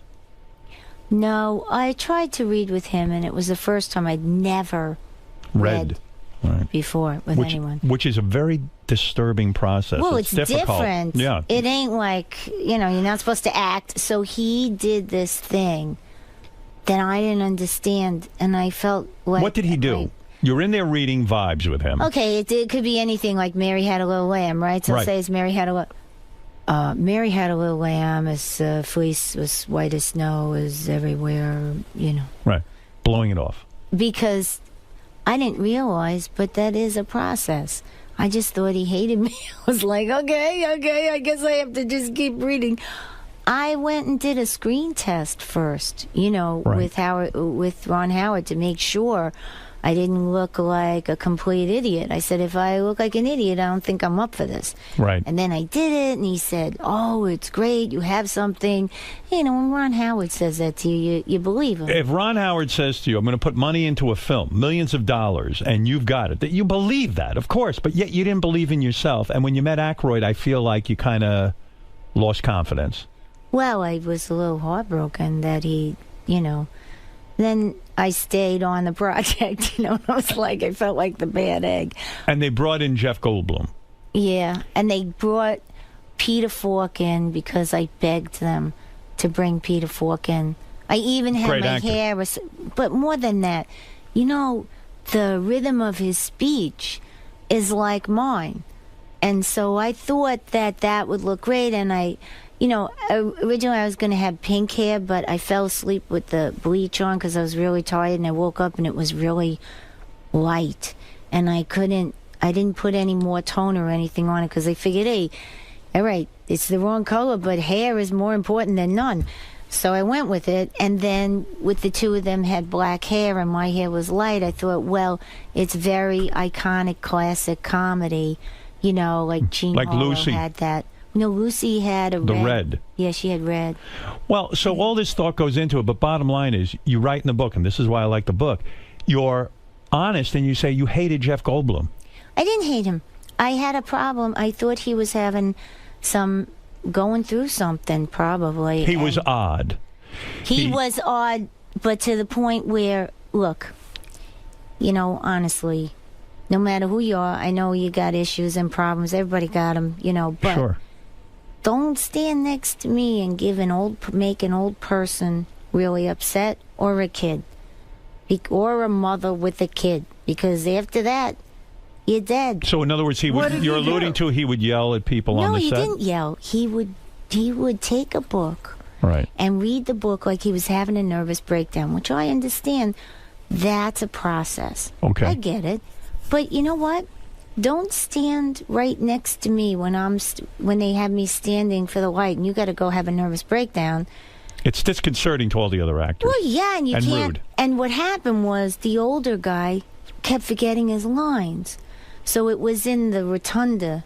Probably right. Letter like cease and desist. But hey, we're standing. I don't care. Take your best shot. Everybody else did.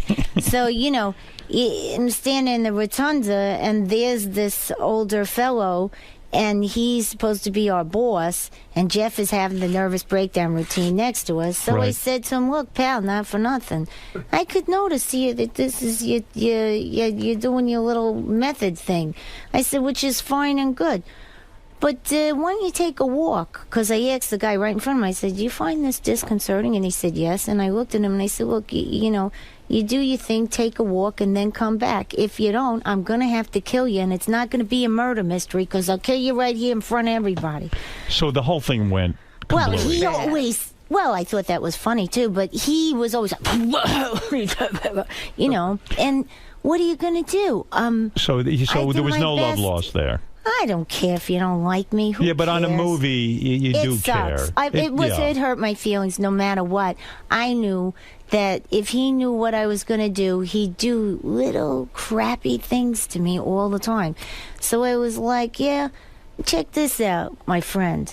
Though I walk through the valley, you ever see this T-shirt? Though I walk through the valley of death, I fear no evil, because I'm the meanest son of a bitch in the valley, okay? How do you like that? Because where I come from, we're really mean. I understand you better now because of this book. I mean, I knew you had struggled as an artist and you had rough years, but I didn't know tough childhood. I didn't know how tough. And now, kind of, to read it all in one book, the truth comes out. I mean, you had a miserable, miserable childhood. I mean, It wasn't. There was comedy. yeah, but sure. I mean, there are moments, but for the most part, My mother was terrific, though. your father left. Yeah, How old were you when your father left? 5. 5 years old. He splits. Your mother remarries. Maybe a crazy person. So crazy, he's a pedophile, you say in the book. Well, you see, you're not supposed to say that, and she didn't want to go to the police. You got to understand those times. Even when they had fights and the neighbors got fed up and they called the cops would come, look at all of us, and go on their walkie-talkie and go, domestic violence. How many and kids leave. are in your family? Just me, my sister, and my brother. Okay. And then there was the dog that he tortured, too. It was like... I mean, but when you talk about home life, a guy comes into the home. You say he would spy on you. You would be going in the bathroom or in. whatever, Well, what do you mean? Whatever. It's in the book. it's in the book. Read the book. No, but I'm interviewing you about Okay. your life. Oh, okay. It's horrible. Well, it was tough. The man would drill a hole in a bathroom. He and, didn't. He had a fight with my mother, and he threw her against the bathroom door. Oh. And her wedding ring, which I remember when she first got married, she said to me, she showed me her ring and a dress, and I said, "Ma, it's not gold." She said, "It's platinum. It won't wear out." And She had high hopes. yeah, and then with that same ring, he had fight with her and threw her into the door, and the ring hit the frosted glass window, and it left a crack and a little hole, and that was the hole Oh, he my would look God. through. And you were aware of this. Well, you have to be careful. Yeah, look, I knew what was going on. I knew this, So he spied on you, he spied on your brother, and he spied on your sister. Not my brother. I don't know. My brother was a boy. He didn't say that kind of stuff to my mother, too. He said, the whole threat was he had power and she had none. He would beat up her parents and rape her daughters. And He would say that. yeah, and So then he if would she threaten your mother. Yeah, and if she tried to go to the court, he'd drag us on the witness stand and make it look like we were asking for it. Oh, my God. So you had to go testify at... We never did. She never did. That's how she lived. She never did anything. And then I finally left that day, and my brother... You left home. Yeah, my brother, poor Butch, he stayed, and then he learned to get really tough, and when he got big and tough enough, he came home and told him to take a hike. And the funny thing about bullies only like to bully people smaller and with less physical power. Sure. Yeah, they're Absolutely. really cowards, yeah. Yeah, well, they've whatever probably been that beaten up in person- life, yeah, too. I mean, he it's a whole probably- it's a whole cycle. a chain. It It's goes called on. the product of misery. It goes Right. on and on, yeah. So do you ever say to your mother at some point, wow, How did you not protect us from this fucking lunatic? She did. She used to fight with him. She used to tell us to go in and lock our door. You got to understand, she didn't have her father working for her or any of the relatives working for her. They knew what was going on. Nobody was helping her. Right. And she was working 14 hours a day. So I guess anybody being there for her was better than nothing. Well, there was hardly.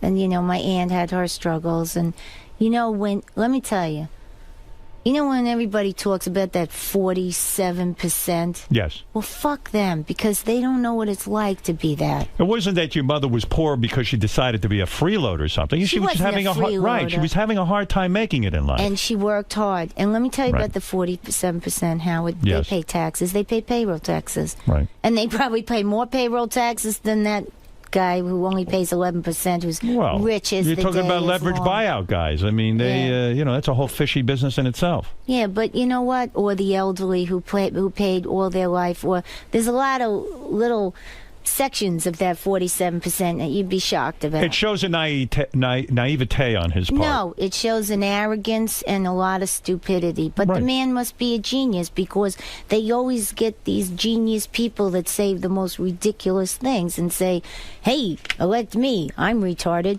No, that's not a good thing, of course. But isn't it amazing, considering your background? You leave home at 17. And now I'm going to start crying. No, I'm no, my makeup. I got to go on CNN. Yeah, but you leave home at 17 years old, which is a brave thing to do. And I was packing since 14. Right, you just couldn't wait to get out of the house. But there was no place to go, Howard. I couldn't get anybody to hire me. Right, you had no job, but you had to get out of the house because you're living with stepfather from hell. Well, he was kind of a cross between Freddy Krueger and Don Rickles, because he was really funny. And then he was really scary, so you never knew when. Do you ever that really... makes it worse, because you don't know which way to go. Do you have a tremendous trust issue with men? I mean, you say in your book at one point... Now, I went to different therapists, Howard. And did it help? Yeah. One guy he whined a lot, but he was really good. And then I realized that it wasn't just him whining in my life. He'd go... Well, Cindy, and then I had another friend I worked with, rude girl, and she'd be, Cindy, and then there was Myra that I was working with. Yeah, at but the Cindy, when you walk in, see, you got a little melody Cindy, there. when you walk into a therapist's office, you must have tremendous difficulty. I would imagine you need to work with a male therapist to get over your male issues. No, I worked with another guy who was working on anger, and he used to have you beat pillows with a wooden samurai sword, and you had to do all this physical stuff, and then in the end he wound up being a comedy writer for Comedy Central. See, I knew when he was having me do all this stuff, it was a little peculiar and funny, and maybe your life is bizarre. It's very bizarre, and it's bizarre in the sense too that I was thinking about this. Listen, it's always a good story if you can live through it. But there was a period of time in your life, you write in your book, that you even tried not to love men. You wanted to be a lesbian. Like you said, I'm going to will myself to be in a relationship. That wasn't it. Why? It was because all my best friends were gay. Yeah, and I didn't want to lose them. I wanted to be their friend, and I wanted to be like them. But don't you think it was like, men are disgusting? I didn't think. I wanted to be... Listen, haven't you ever grown up and have best friends, and then they do something and you want to be just like them? Right. But you're not. But trying to be gay, I mean, you're not attracted to women. Well, I mean, you have to force yourself. Wow, that's a really great hairdo, and that looks really fabulous. And I love the shoes. What a great... How far did you go in trying to be a lesbian? Did you live with a woman? No, I was 15. Oh, I see. You were that young. Yeah, it didn't happen. You tried kissing, and it didn't work for you. You're into guys. And men have been a huge disappointment in your life. You even got so... I got David Thornton. No, I'm talking about before David. David's a great guy, but you talk about in the book how you dated your manager for a long time, this guy. I loved him. You loved him. And he loved me. And you put him in some of your videos. I remember that. Well, then maybe that was a big mistake for him, because then people wouldn't take him serious. It was just a way that we could be together. He was my boyfriend before he was my manager. But when he broke up with you, I was really depressed. Depressed? You tried to kill yourself. You were I didn't. You were thinking about it. I was thinking about it. Yeah. But then, honestly, Howard, sitting there with a vodka bottle from Russia, and I took a shot because I can't really drink. Yes, but can you like, believe it was so dark in your life? You have so many gifts and talent and Howard, good friends. Wait a minute. It was 1988. Yes. Lenny had broken his leg. He wasn't in the studio. The evil Tommy Mottola took over everything. I'm sorry. Gotta say. I mean, it was like the evil empire up there. But you're critical. You're critical of Tommy. No, it's not. Why, you his kumbade? No. I know Tommy, and I know him. I know him well. He's very nice. But I'm going to ask you. Unless you're in a business where it's about who's going to be the most powerful. And at that time, I also was stuck with a guy who was a bit of an alcoholic, who we were helping, and then all of a sudden he turned really weird, and I had to finish a record, and I was sick to my stomach, and my relationship with David was gone, Lenny was gone, everybody that made me famous or worked with me and helped me and was nurtured now gone. Me, gone, and now you have knucklehead Smiths up there who are going to try and make me do what Hart did and sound like Hart. So, for somebody who really wanted to own their own path, who changed the way people sounded on the radio, the way people looked, the color of everybody's hair, for them to then turn around and tell me I had to wear jeans and a T-shirt, why, you'd be depressed too. Well, but if Tommy is trying, I'm not just picking on Tommy. He was the same. Well, it was him hiring the people. But yeah, I'm saying, in other words, he's got his money in you. He's got he's backing you. He wants to see you succeed. No, you feel he was against you? I have no idea. All I know is every time I put something out, they'd say, "Well, there's a memo saying that we're not going to promote you." I see. So, it's like, okay, who's that? Why memo would they from? do that? You mean they didn't believe in the record? No, because there was a lot of political stuff going on. At that time, Howard, Tommy and Walter were fighting. Walter Yetnikov. He was trying to get Walter out. So I stuck up for Walter because Walter had helped me at one time. But I had helped Tommy, too.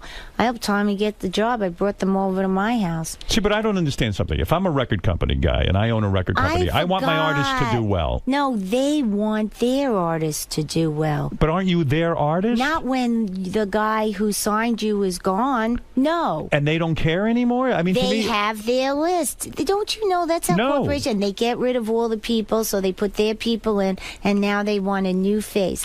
But they wouldn't let me go. But you know what's funny to me? If I ran a record company, I'd say, I don't care who signed the artist. I got to make money with this record company so my boss doesn't get rid of me. No. And so I look at an artist like you. They didn't care like that. But the Japanese did come to me at one point and say, Cindy, we believe in you. We like your music.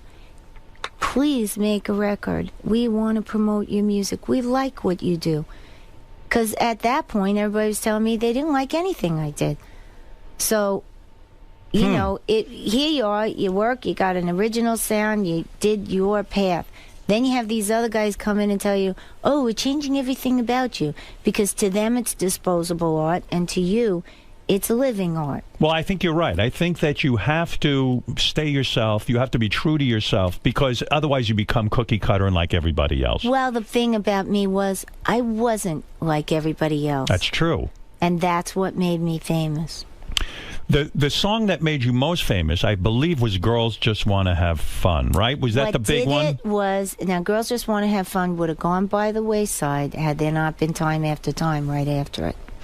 Girls Just Want to Have Fun. You introduced number two, and you introduced that song with your whole wrestling connection, WWF at the time. Because at the time, Howard, radio wasn't playing Girls Just Want to Have Fun. They said we had a note from the best program director in the country that said they would talk to us and tell us, how we could adjust my career, because Girls Just Want to Have Fun would never be played on Top 40 and is not album radio because I sing too high. So you wisely, now I understand this WWF connection. Dave Wolf loved wrestling, and it was his idea, and he said, I have another idea. I'm going to put just you on need to be WWF, exposed, yeah. and you play Girls Just Want to Have Fun on the WWF. Friday night, Saturday morning, and Saturday night. He said you'd get 3 hits in a weekend. He found an alternative way to distribute the music, Yeah. not using the radio. Yeah, and we it did paid off. cross promotion, and we had fun. And so the record starts to sell from the WWF fans. They go, hey, we want to get a copy of this Girls Just Want to Have Fun. And Well, no, there were people, we had little episodes every once in a while, and that wound up on ET as a news item. And all of a sudden, what we were doing was bleeding over to all these different mediums. And we were having a riot. So we said, okay, now we know what we're doing. And, Right. And so it was on MTV. It was on news. It was... I didn't realize the wrestling had such an effect on your career, a Yeah. positive, because I was like, why is she doing that? I was already aware of you as an artist. I was like, why is she doing all that wrestling? But that makes sense to me. Well, I stayed. You thought outside the box. Yeah, but I stayed because it was the one place that Dave Wolf and I could still work together as equals, not as just he's your manager. Where is he now? He's managing a girl named Beth Hart and a few others, and he's in L.A. Wasn't that a dumb move, though, for him to not continue to manage you? We couldn't. Because why? You were lovers that broke up? It was too much. Yeah. And You were madly in love with him. He was with me, but the problem was, honestly, in the end, I really feel like I was born in this planet to do something larger than myself. And it's not just about having any hit song on the radio. It's about communicating on the radio a song that actually makes people feel either elated or have a deeper sense of their self, like what I did with the story and the sound of all of those songs. None of them were disposable. I was very picky, and I arranged them in a certain way, and what I wrote specifically until I got to A Night to Remember. Then that got a little wishy-washy because I was trying to please the record company, but there was no pleasing them because it was still me. But True Colors, I mean, not True Colors. Girls Just Want to Have Fun. I want to go back to this. Yeah. Girls Just Want to Have Fun.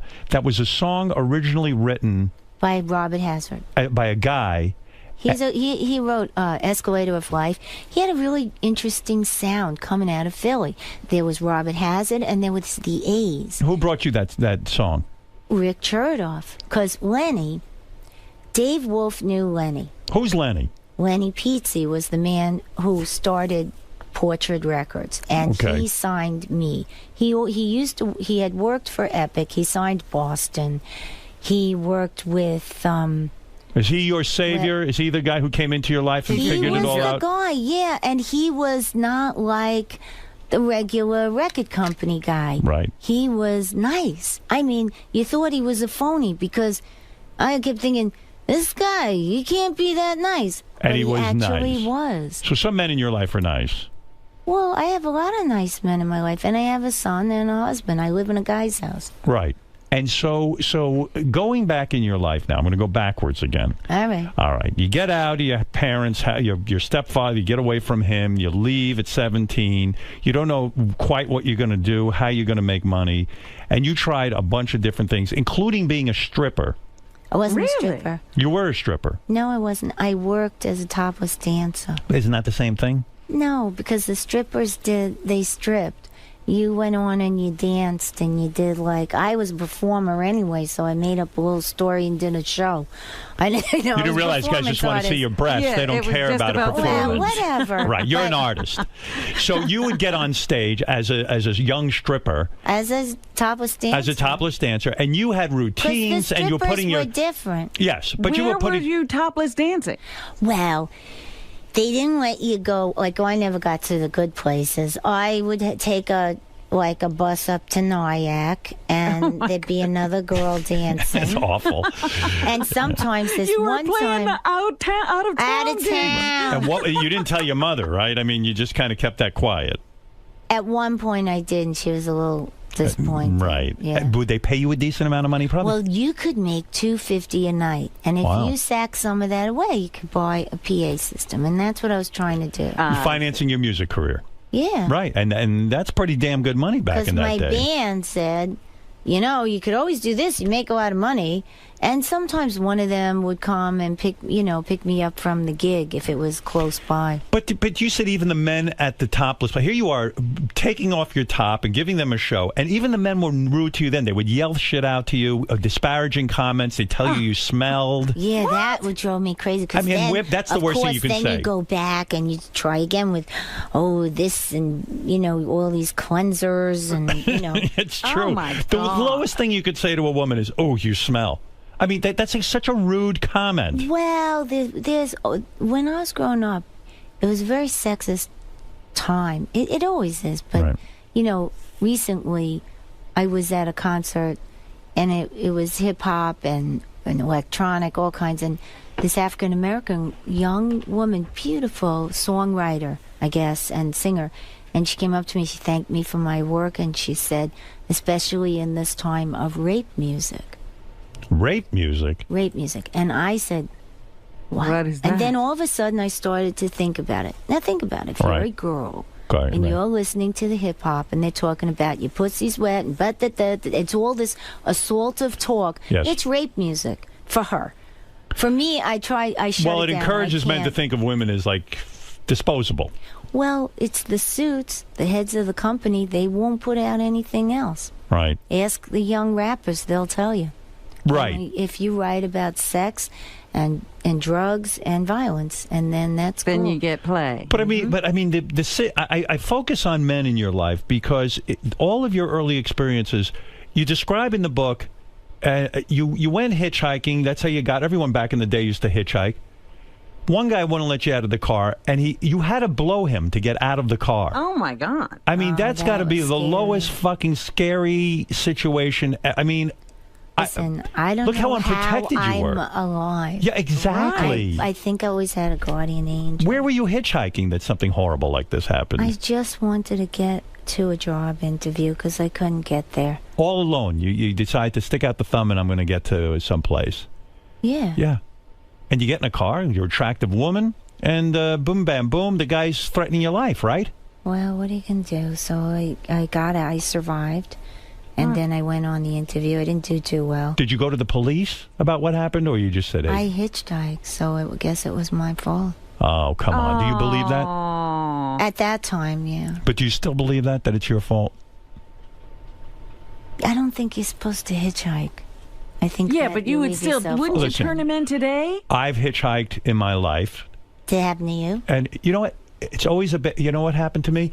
I was hitchhiking in Arizona with a girl I knew. And these local guys picked us up, and they were into guns. They had guns. And they pull over on the side of the road, and they start firing off their guns into the cactus. You know, they shoot up the cactus. And I'm like, oh, my God, what the fuck is going on here? I didn't know from guns. And you're with this girl. And I'm with this girl, and I'm like, and nothing inappropriate or weird happened, but I just remember feeling very unsafe. I mean, the situations we put ourselves in as kids, because we didn't know any better, it was a naivete, it was an innocence. But now you should know, don't hitch. Well, I think people do know. And if somebody does something like that to you, you call the cops. But don't you come out of this all, Cindy, thinking, God, I didn't have a father who protected me. I didn't have a mother who really protected me. She might have been a nice woman. No, okay, she listen, tried. I'm not saying anything bad, but she really wasn't there. Herself. No, she That's what I'm was there. saying. And you didn't have a strong role model. Your mother didn't stand She tried up. to put us in a convent. She stood up to him all the time.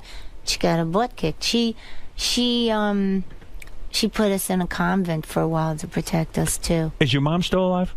Yeah, she was in all my videos, Howard. What do I know? Well, you should. But your dad died, your biological father who abandoned you at 5. And you said you feel bad sometimes that you didn't sell out as a recording artist because you would have had a lot more money and you could have afforded at that time to pay for your father's hospital care. Right? You say that in the book. Well, for all of them. Just to take care of everybody. Why would you want to take care of this man who left you when you were... I think that's beautiful. Howard. What? Tell me.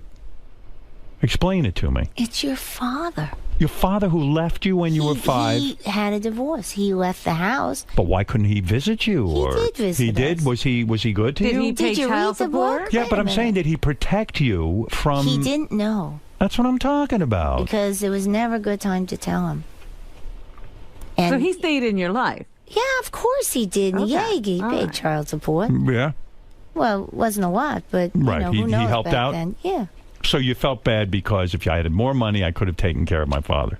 Well, yeah, my whole family. I got the sense that you felt unprotected for some reason. When I look at Well, this you know, situation, you with people who really can't take care, you know, protect themselves. It's an odd way, you know. I think I'm grateful that I was born into a situation that gave me great insight, because now when I sing or if I write about you have real something- pain.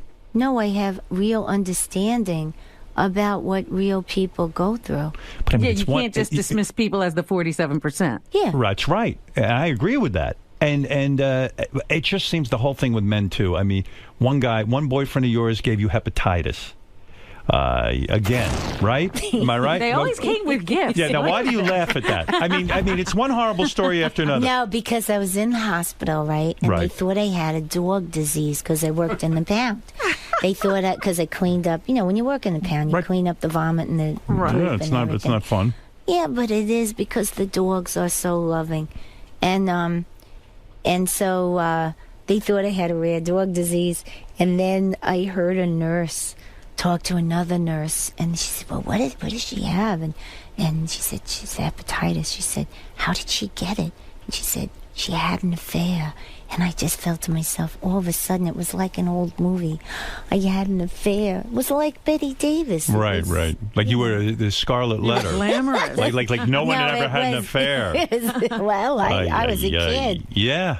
I mean, men are horrible. I read this I book, I didn't Hate think Men. that. What, one guy, I think it was the same guy, would tackle you and sit on your chest. And No, different fella. A different guy. Another winner. Another A winner. friend. He would fart on my head. It was not Oh, so my good. God. And he'd say, "Now can you hear?" Oh, no, that was a boyfriend. Yeah, a boyfriend. Yeah, poor thing. He would say, "Poor thing." You think he's the poor thing? Well, you know why? Because I got out and I was able to become who I was meant to become. Do you ever Facebook these guys? And No. are you Oh, friends with them on Why? Facebook? I don't know. Just curiosity to see what they look like? No. I don't know. I mean, it's just horrible. The whole story is I sad. didn't think it was so sad. Well, it's it's not a like story of Cindy triumph. Havisham. There's other things in there. By the way, it's interesting, too, your take on the WWE. I would think that, like, Vince McMahon and his wife would be great friends of yours. But you were disgusted when Vince McMahon's wife ran for office, and you made an excellent point. You said, why would she run for office, a job that essentially is taking care of people, when wrestlers don't even have health insurance? Well, they're not taken care of very well. But I mean, listen, it's an entertainment thing, and they hire them as independent contractors. But when you see them, you know, some of them hobbling, and still their love for it, they love it so much. They love the occupation. They love being entertainers. They love wrestling. And they love wrestling. Right. And that's part, for me, is sad. But you're negative about Vince and his wife, I guess. Was I negative in the book? No, but you do have made the statement that, I you know, said, yeah, it's the unusual. whole the whatever, the senator Running for Senate. thing. Yeah, that's scary. But, you know, listen, I understand the wrestling thing, but when you start to step out and want to run the state, that's frightening. Well, yeah. So, getting back to this amazing career, time after time, an amazing story. I think that's one of the greatest songs ever, Time After Time. Anne Murray turned that song down. No. You see, what happens to the facts? You didn't really read the Give me book. the, well, you know, I'm sketchy. What are you Right. doing, Howard? You're just making things up. No, I'm not. Come on. Cindy, what do I don't know Robin, the everything. facts are I'm a changed judge to on a protect talent the show. ignorant. All right. Go No. ahead. Yeah. No, he What didn't. are the facts of that? The facts are, Time After Time was a song that was written for the She's So Unusual album, and True Colors was a song that was pitched to Anne Murray. Right. And it was kind of... So I'm right. Go ahead actually, so far. you said Time After Time Oh, was... okay. I got the name of the song. That's I'm sorry. pretty intense. Well, That's come on. pretty Listen, big. I'm not living your life. You can correct me. No, that's a big, All right, go ahead. big part that's Right. different. Yes. And True Colors had come, and my friend Gregory had passed away, and they were my very close friends. So at that age, when you have friends, you think you're gonna live forever, I guess, and be old and sipping mint juleps. Not that I like what that tastes like, but the idea of it at the Pink Hotel somewhere, Right. And it didn't happen. So we were very sad, and we had the funeral. I was doing the song, and all of a sudden I stripped the song down because it was, it was pitched for Anne Murray, so it sounded like country, western, gospel. So I just was working with Peter Wood at the time. Did you ever know Peter? No. Well, anyway, he I don't was a know wonderful anybody. keyboard player at that time, and he played with Roger Waters, and anyway. Right. So I said, just make the chords that we use. So he kind of did different voicings, and I stripped it down and just sang with the keyboard. And then when I went back into the studio, Lenny was working with me, and I said, I just want the voice to be like when someone's driving in a car, you hear it in your ear like a whisper, and everything in the song has to call to your soul. So I put a drum sound that was kind of an archaic, like an old, sounded like an ancient drum, Right. call to the soul, and then kind of whisper in their ear, and it was a healing song. So I thought that would be the best way to heal people on a medium that does not have that kind of music on it ever. Right. And so, Girls Just Want to Have Fun kind of healed people too, and it didn't have that kind of sound on it ever either. So I took a chance, and of course the promotion guys were like, "Son, where's the music? Come on, you're killing me," Right. But it couldn't take a lot of music, because once it did, when the lyric is that honest and deep and sentimental, You strip it can't- down. Yeah, you don't put more sentimentality on top of it or over-sing it, because then it becomes sticky and cheesy and schmaltzy. I feel a lot of music today is schmaltzy. I think that's exactly what they're doing. Yeah. That's what they think that's what sells. They kind of undermine the people or underestimate the people. But maybe it's because the singers aren't as good. Maybe they're afraid to strip down. When you strip down and take away some of that instrumentation and on the effects, suddenly it's all about the voice, Well, I thought it would be good. It would be an interesting, like, scientific experiment almost, of seeing if you could talk to people's soul.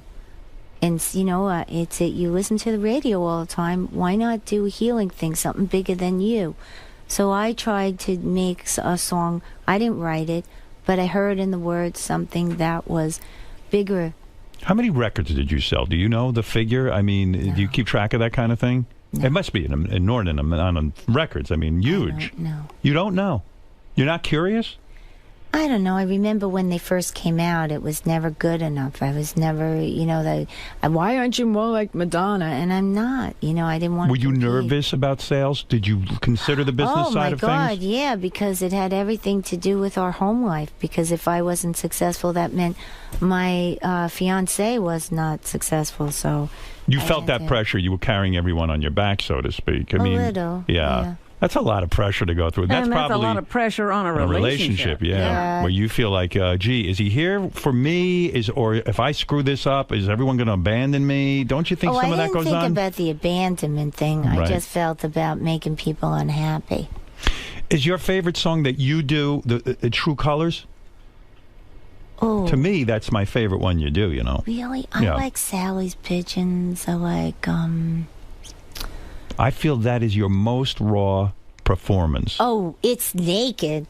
Yeah. It's naked. I like the blues stuff, too, because it was different. I like everything. I don't like to do the same thing over and over, so I don't think about my favorite. It becomes your favorite as you I have a long career. Yeah, but when you do a concert, there's certain songs you have to do or the audience will walk away pissed. Oh, come on. I wouldn't do that to them because you need to celebrate. But whatever the style, like when I had all the old blues guys with me, right? I did Girls Just Want to Have Fun in a kind of blues funky way because it was fun, really fun. Right. And True Colors, I had Charlie Musselwhite play harmonica. And I would sing to that and play a little dulcimer too. Do you work on your voice still? Do you take any kind of vocal? Did you ever take vocal lessons? You did. I still study. You still with do. Katie. Why do you do that? Because as you get older, you've got to be very careful of that instrument, right? You know what? No, not because as you get older. Because as you work more, when you first start, everything's about your voice. So you go to your vocal lessons, or you do your voice, or you make sure you're not doing promotion and touring at the same time. Everything is about you're a singer. But is it fatiguing worrying about your voice all the time? Do you constantly do you keep your voice at a very low tone? No. You can you go to a game and scream and yell and not worry your voice is going to get I don't know if wrecked? I would want to scream and yell. I went back to Katie after a while because I did The Apprentice. I felt like it really messed up my voice. There was everything like environmental stuff that irritated my throat and too much talking. But don't you think that's a little bit of lead singer disease? They always talk about lead singer disease, LSD, lead singer disease. What is that? That the lead singers are neurotic about their voice. Of course they are. They've got to work. That's all there is. But I mean, oh my God, when you say to a non-performer, oh, the environment, it's polluting my voice, it's changing my voice, I can't raise, I need a day of vocal rest, I need 2 days of vocal. Everything revolves around that voice. Isn't it great? But nowadays it's not. It hasn't been like that. I have, unfortunately, all these things like I have to leave for Chicago tomorrow because I've been writing music for the musical Kinky Boots, and so I write with my voice. And you're writing that with Harvey Fierstein, right? Harvey Fierstein wrote the book, and I'm writing the music, and Jerry Mitchell is the director.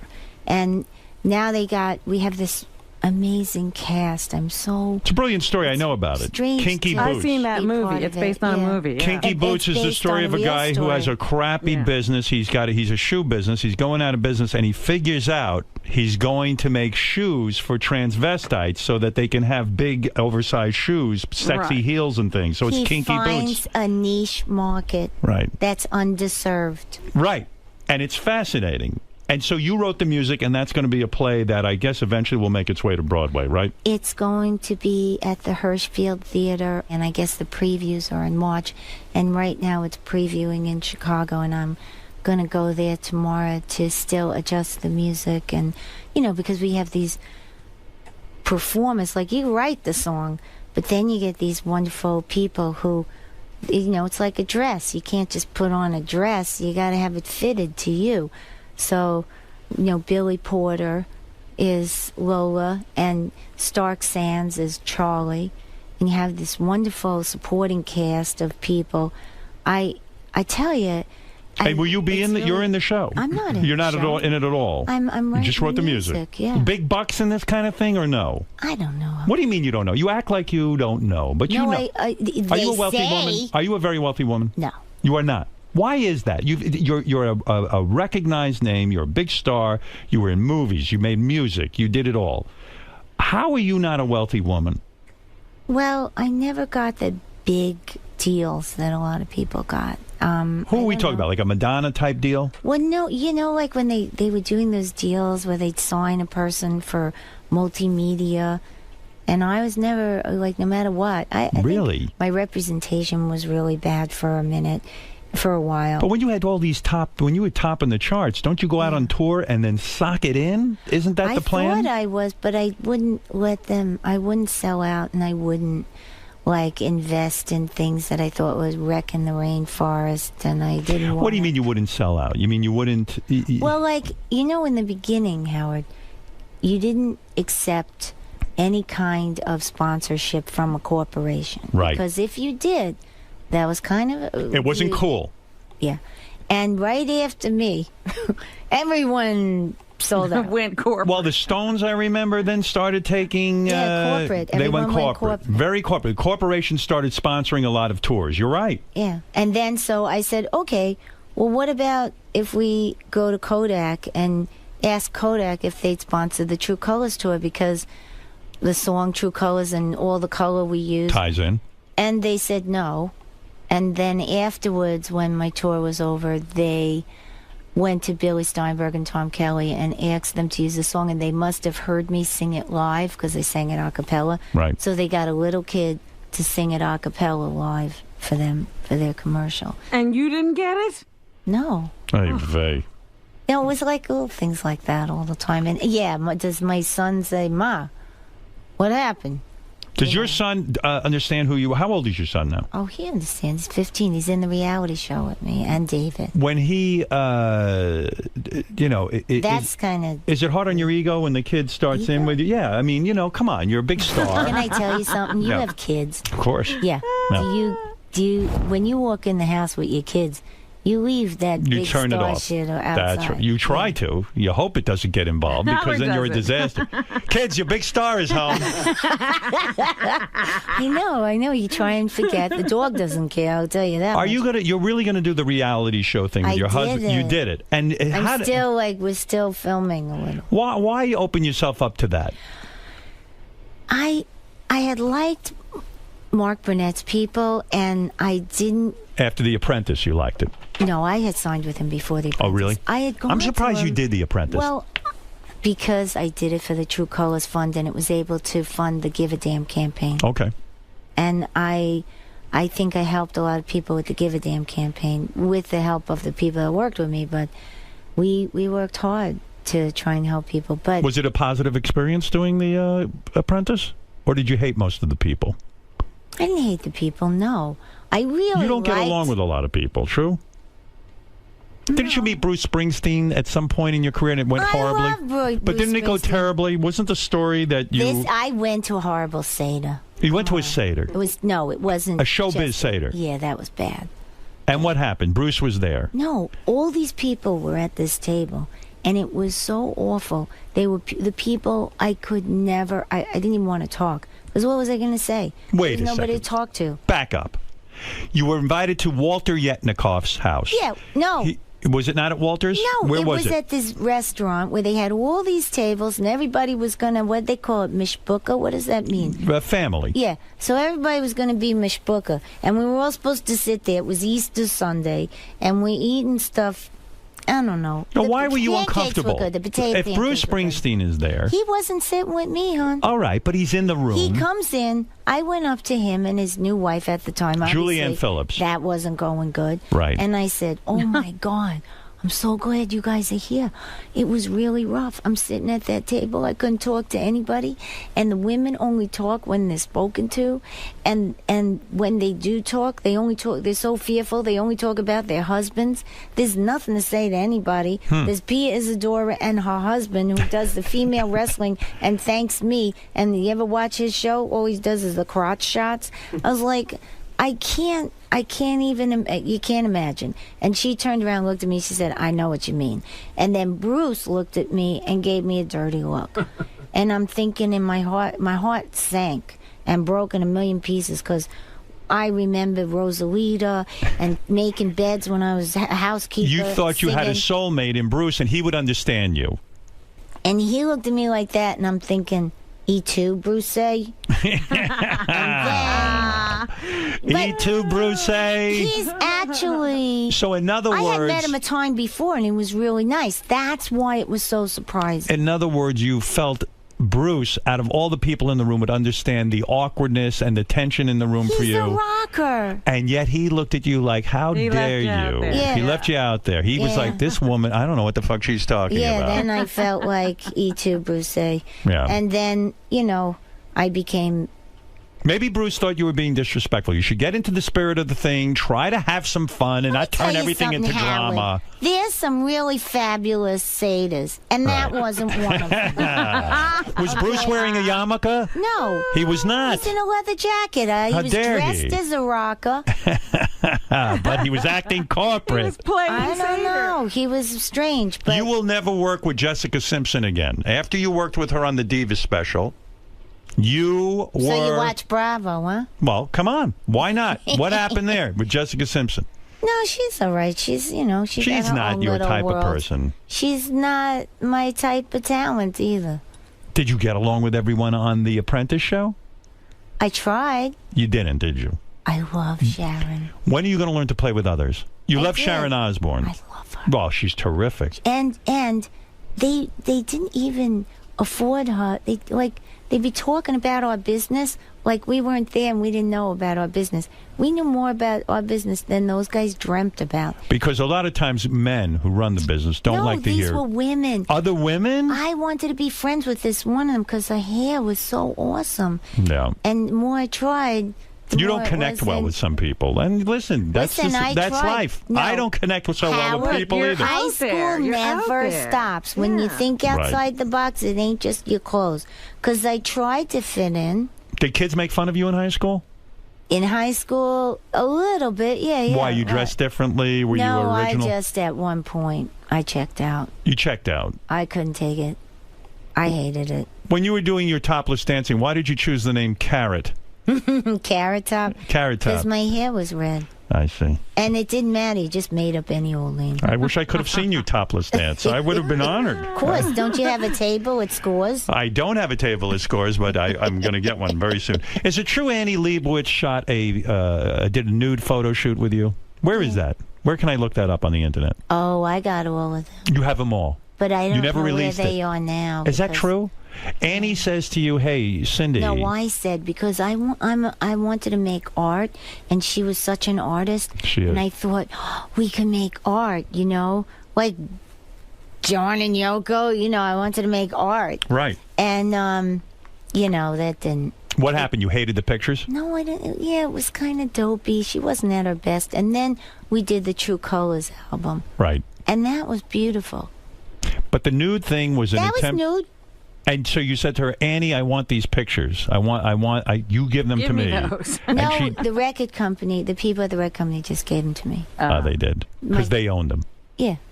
That was nice. Hey, that's nice. Yeah, you got those under your control. Yeah, because who the hell, you can't use them for anything. I want to see those. I want to see what happened when you try to make art. I have a feeling it was too pornographic. No, it wasn't.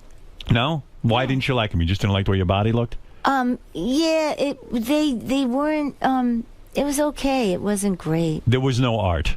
Well, it was trying, but we didn't make... They didn't achieve art. Yeah, they made an attempt. Yeah. Yeah. Bob Dylan, when you met him... I love Bob Dylan. I thought you were... I kind of got the vibe maybe you were disappointed because he said to you, you're not one of those bra burners, are you? Yeah, and I was like, yeah, card carrying. But I said, listen, I said, being a woman...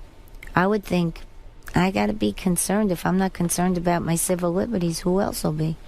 And he turned around and said, yeah. And I'm thinking, I didn't say anything. What a conversation. I didn't. Well, you know why? It was one of, listen, if you think that I got tortured because in your heyday, when you first become famous, everybody's really nice, phony, not phony. Right. And then later on, they like to give you the old... knife in the back. And then, everybody goes through it. And maybe they were treating Dylan in those days not like he should have been treated. But isn't it amazing when you meet some of because you're in the position you're in and you're a great artist. Them. But isn't it amazing? Yeah, right. Yeah. Exactly. That's what I was going to say. Isn't it amazing when you finally meet your heroes? They're just people. And do you ever say to yourself, how could that guy have written those songs? He's not that deep, and he doesn't seem to have simpatico. No, he is deep. The problem was when he was growing up, the civil rights movement did not include women. He did not understand that women also needed to be free. And people today still think, well, what's wrong? They got everything. Yeah, you can't get paid the same. You know, there's a glass ceiling. You have to know your place. But don't you find it amazing that some of the guys who have written some of the greatest love songs and beautiful, insightful lyrics are usually sometimes big assholes, right? Well, sometimes they were born in the wrong generation. Is that it? But how can they You're be very so forgiving. How No, could they but be? But Cindy, how could they be so evolved? They're not. But how do they come up with those brilliant lyrics if they don't? Because sometimes the best part of people is in their work. Like Picasso. Right. He was a real shit. He was horrible. He was a shit. He was Picasso? a shit. God. He Yes. was awful to women. Was he? How do I know that? I mean, I don't know. Don't you know Oh, my your history? God. Cindy, look You at me. gotta Do I know look like your I know history? history. I read comic books my entire life. But Howard, what you're history do I talking know? to all these people. You gotta know. People aren't interested in He never Picasso. talked to They want to hear Picasso. dick jokes. You know that.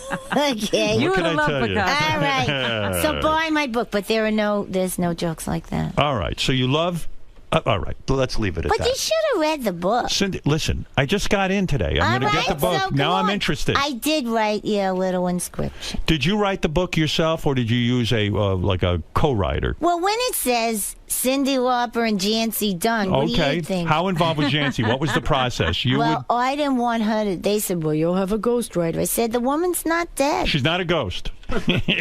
So I don't like to take credit for somebody else's work. That Right. ain't my thing. No, of course So not. did you talk it and Yeah, she wrote it? we Yeah. did interviews. Right. And then when I read it, I realized, oh my God, you know, some of the stuff Very she honest took, book.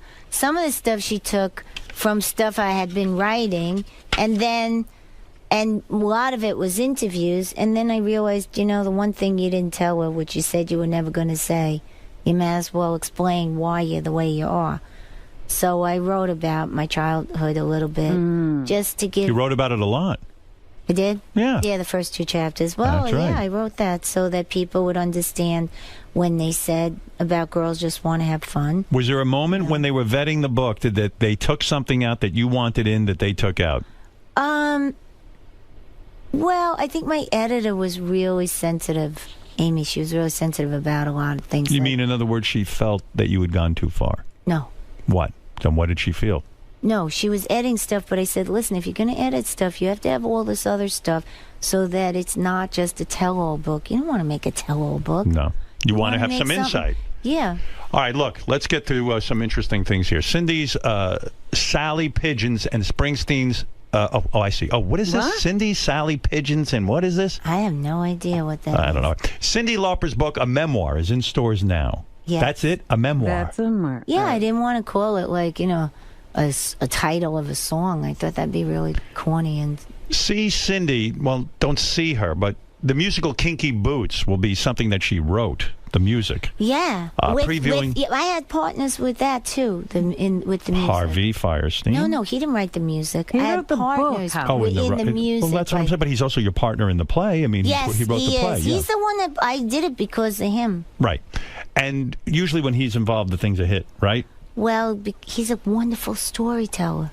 The show is called Kinky Boots. For tickets, you go to kinkybootsthemusical.com. Right. And look for Cindy's reality show, Still So Unusual. Yeah, I made him change it to Still So Unusual because I figured beat him to the punch. You are unusual. You are. You're quirky.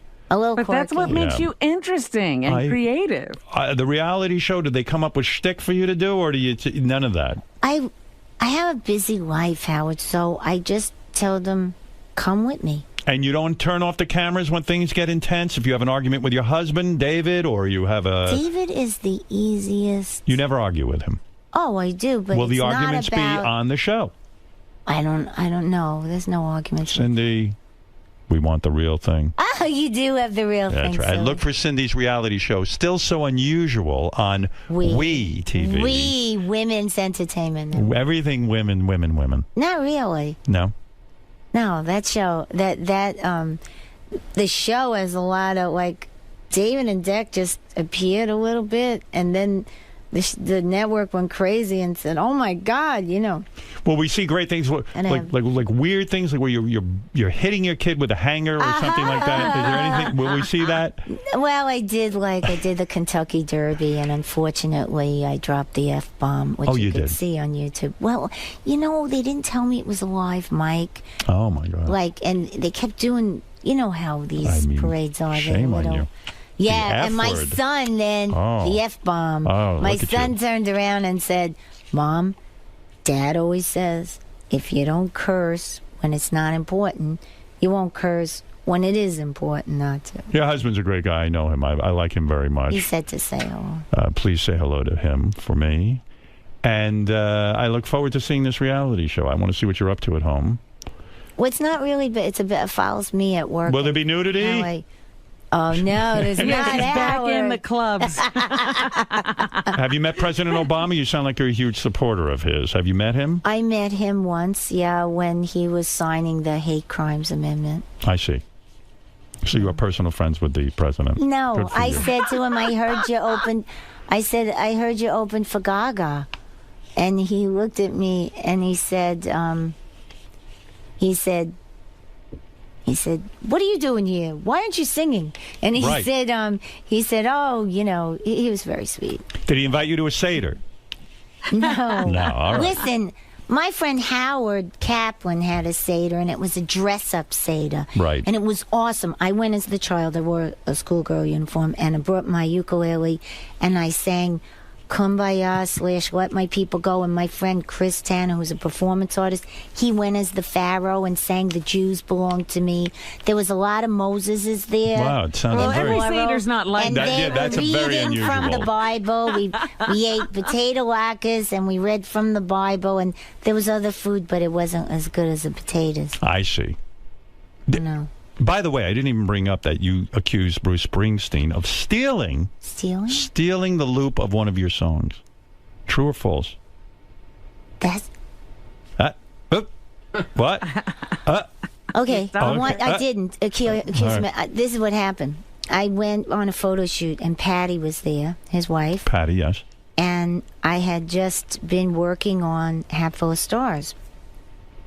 And it was like a folk song or a soft song with a loop under it. Right. And Patty, I was playing it so I could take a photo shoot that would look like how the album sounded. And she looked at me and she said, "Sin, she commented on the loop and everything." And then a couple months later, Philadelphia was out, and it had a loop, and it was at a time where not a lot of people were using the loops. Did you consider a lawsuit? Why would you do a lawsuit? I don't Everybody, listen, at that time, people were using loops, but it was just a weird coincidence. Well, you might have influenced them. It's fine. Listen, Cindy's book is filled with horror stories. It was still a good... It's not. It has is. funny I didn't things. even bring up the worst stuff. But what about the funny stuff? There's worst thing in there? I know it is. Your band member who assaulted you with a dildo. Yeah. That's fucked up, man. Some of these people should be in jail, I got a feeling, after this book. If you don't call the cops right away... But Cindy... It's hearsay. That's what I was told. It's depressing. Yeah, but there's other things. At least I understand. And I admire you for putting it in there. I honestly do. Well, what do you want me not to say anything? No, I admire this. But it's sad. And it's a sad life. But it had some great stuff, too. Robin, imagine you're in a band. Yeah. I mean, what's Cindy trying to do? She's trying to be successful. She's trying to work with musicians. Make everybody successful, right? They hold her down, and they're assaulting her with sex toys. Me? I mean, against her will. It wasn't just a guy, it was two women. Two women with the guy. Which is like God telling you it's not just men. What did you think of that? I mean, what do you say to somebody after they do something? Were they doing it like hitting? I said, why? And what did they say?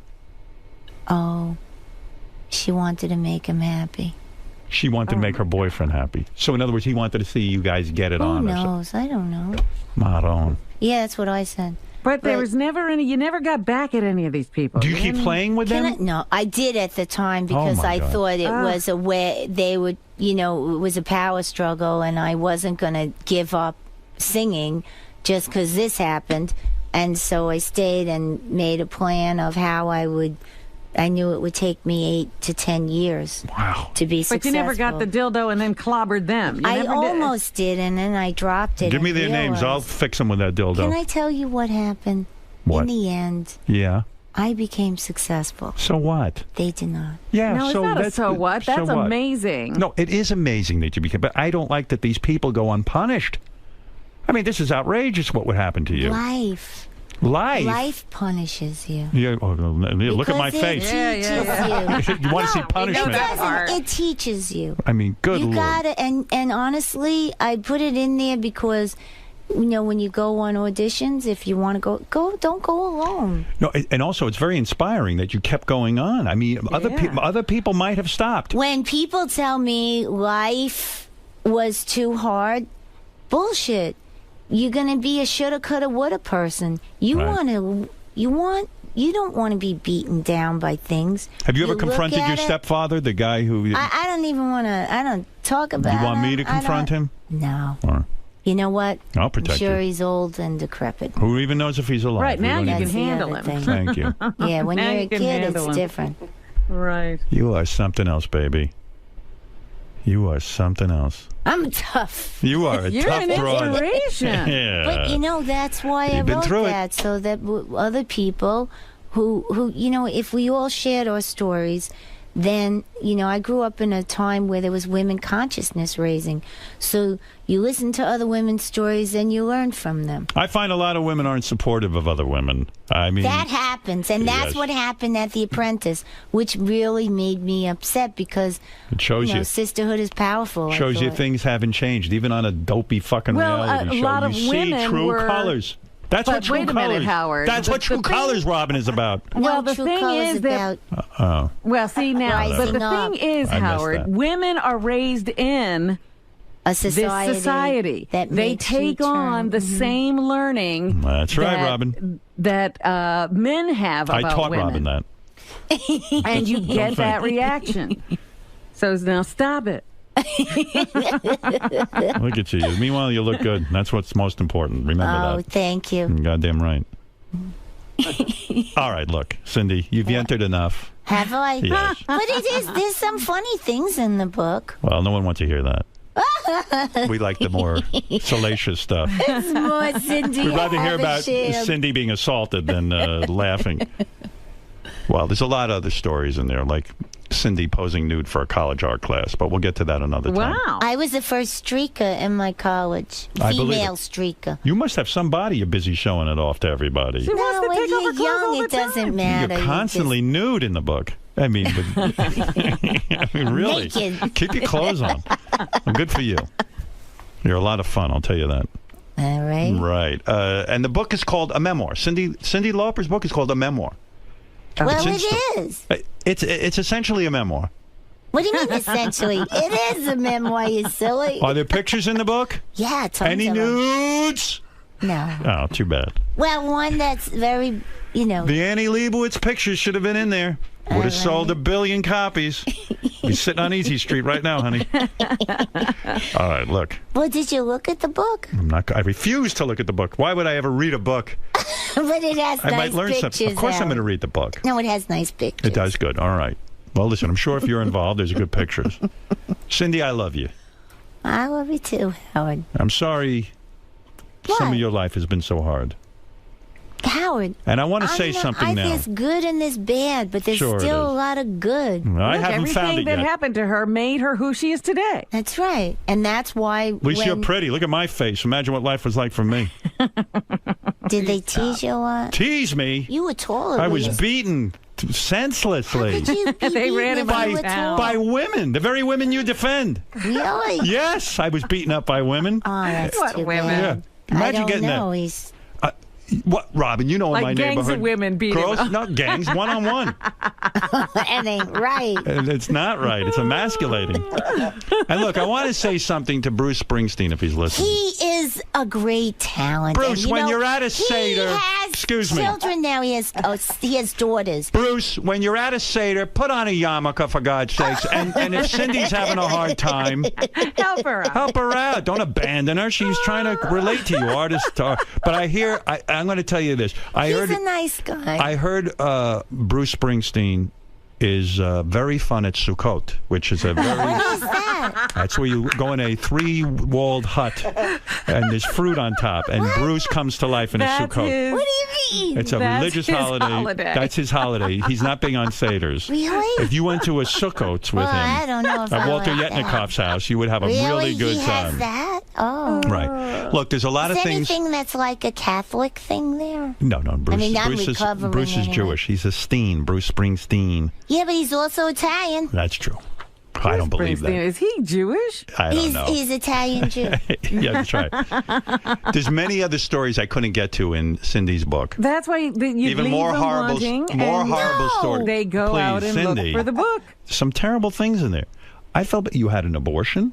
We didn't When even. I was a kid, yeah. I felt bad. I wouldn't have got pregnant if I thought I'd get pregnant. They said I couldn't get pregnant. Did you ever? Who said you couldn't get pregnant? Well, you know, when you go for all the examinations and doctors, you have this and this, and it's not going to be easy to get pregnant. What country did you go to a doctor? The doctor sounds terrible. 70s. Yeah. And he told you couldn't get pregnant. You got pregnant. Yeah. Do you have nightmares about that? Because I know you would probably. I wanted that kid, but it didn't happen. Wasn't the right time, I don't think. No. Whose baby was it? It was Richie's. Richie? My boyfriend at the time, who was in the band, and Oh, yeah, he didn't want to have a kid. So what are you Did gonna he do? know? Did you Have a insult kid? him? Yeah. You did. What do you want to have a kid with somebody who don't want to have a kid? No. I don't want to have another person that doesn't feel wanted. Let me tell you something. A couple of people I know should have had abortions. They're terrible parents. All right, listen. I don't know if I'm a great parent. I'm trying. I think you're a great parent. From what I hear. I asked David about you. David's wonderful. He says you're okay as a parent. All right, look. You're okay. Right, You're just Cindy. making it up. You're riffing right I'm now. riffing, yeah, baby. you're riffing. We're flying, man. Well, Look. it's always good to see you, too. It's good seeing you. I'm sorry you felt it was sad. I thought I put enough funny stuff No, in you're there. a triumph. Your life is a triumph. You're a wonderful artist. I'm a huge fan. Oh, thank you. And God bless you. Gosh, I hope you like this music. There's some stuff in there that I think We'll see. we really got good. I'm writing with that guy, Sammy James, from Mooney Suzuki. And he didn't tackle you. He didn't sit on your head. He he's didn't... younger than me. He's a good kid. Nice guy. He's a good kid. All right, thank God, because that could be the second book. No! All right, Cindy Lauper's book, a memoir, is in stores now. We got to take a break. Then I'll do a little news with Robin. And All right. And then that's the end of my day. All right, we'll be back right after these words. Cindy, I just want to ask you about something you mentioned. Could you do me a favor? Surely. Put the camera Bring it up a little oh, bit. yeah, it's much more You got it. attractive. A better angle for it? Okay. Thank you. When you were talking about your childhood and some of the difficulties you went through, and you said it's always a good story as long as you live through it. Yeah. That's a really amazing perspective to have on something when you're going through all these tough times. Where do you draw all that positivity from? I don't know if I'm positive all the time, but when you're in it, I don't know. I'm Italian. I'm Sicilian. But you're able to look back on like really, really tough times and say that and mean it. You know what? You must never let a no or an obstacle really stop you if you want to do something. Depends on how stubborn you want to be about it. You want to do something, you always find your way around the brick wall. There is always a way around. There are many ways to skin a cat, and you always have to remember that. And that's what I try and tell my kid, and that's what I try and tell other younger artists coming up. That's a really cool message. Best of luck with your memoir. Thank you. Nice seeing you again. Thank you. All right, thanks.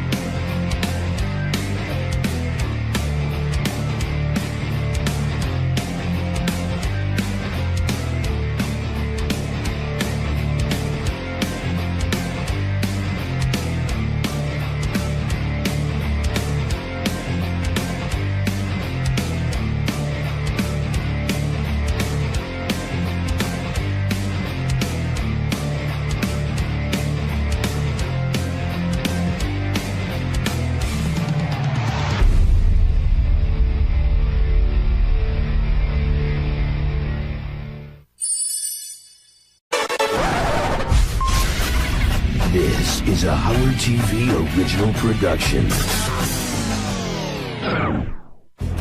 On this episode, Medicated Pete decides to get a toupee. Will the procedure go as planned? And most of all, what will Howard think? So what's with Medicated Pete's toupee? It's interesting looking. What's your problem? Testing, 1, 2. Baba Boo. Yeah. Hey-oh, yeah.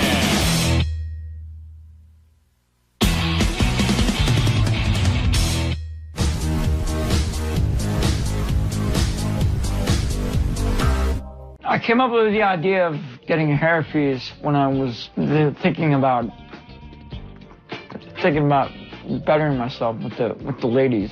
Having a hair piece would give me more confidence and just more self-esteem. My name is Karan. I own Hair Enhancement Studios. I'm currently located inside of the Cactus Hair Salon. I've been doing hair replacement for over 30 years. I originally met Pete back in January. I had been working with Benji and Elisa with their hair and makeup. I first met Karan at a Benji Elisa's show, and we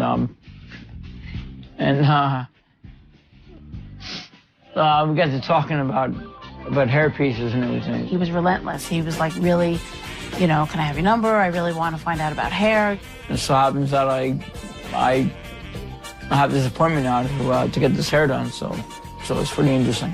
When I was heading out to the Cactus Salon and Spa, I was pretty nervous, pretty anxious at the same time. I was really looking forward to doing this. Hi, how are you? You must be Pete, right? I'm Pete. Nice Yeah, to meet you. nice I'm to meet Sam. you. Come with me and I'll bring you down to Karan. Sure. Okay? Sure. You excited? Nervous though. A little nervous, don't be nervous. Yeah. You'll do good. When I first walked in, I saw Karan's assistant, Samantha. I couldn't take my eyes off her the whole time. I was just really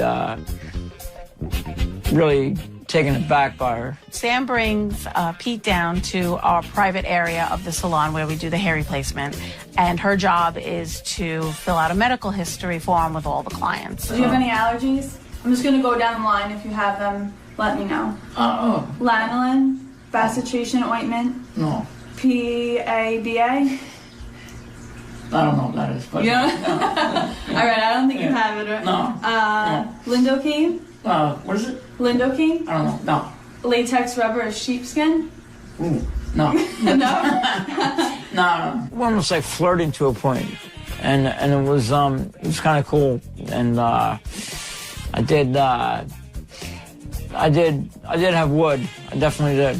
Are you taking any medications that would affect your blood pressure, like Viagra or Cialis?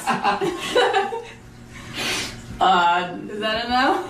Not Viagra, but Cialis? I'm fine there, you know. I don't need, you know. My answer was no, because I'm full of stamina.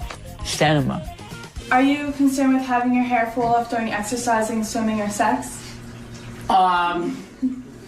Definitely during sex. Yeah. Oh, okay. Yeah. All right. Yeah, that's a big concern of mine, you know. You don't want that hair falling off. But you know, we'll see. When Samantha was done, she took me into the room with Karan, and at that point we had the actual consultation then.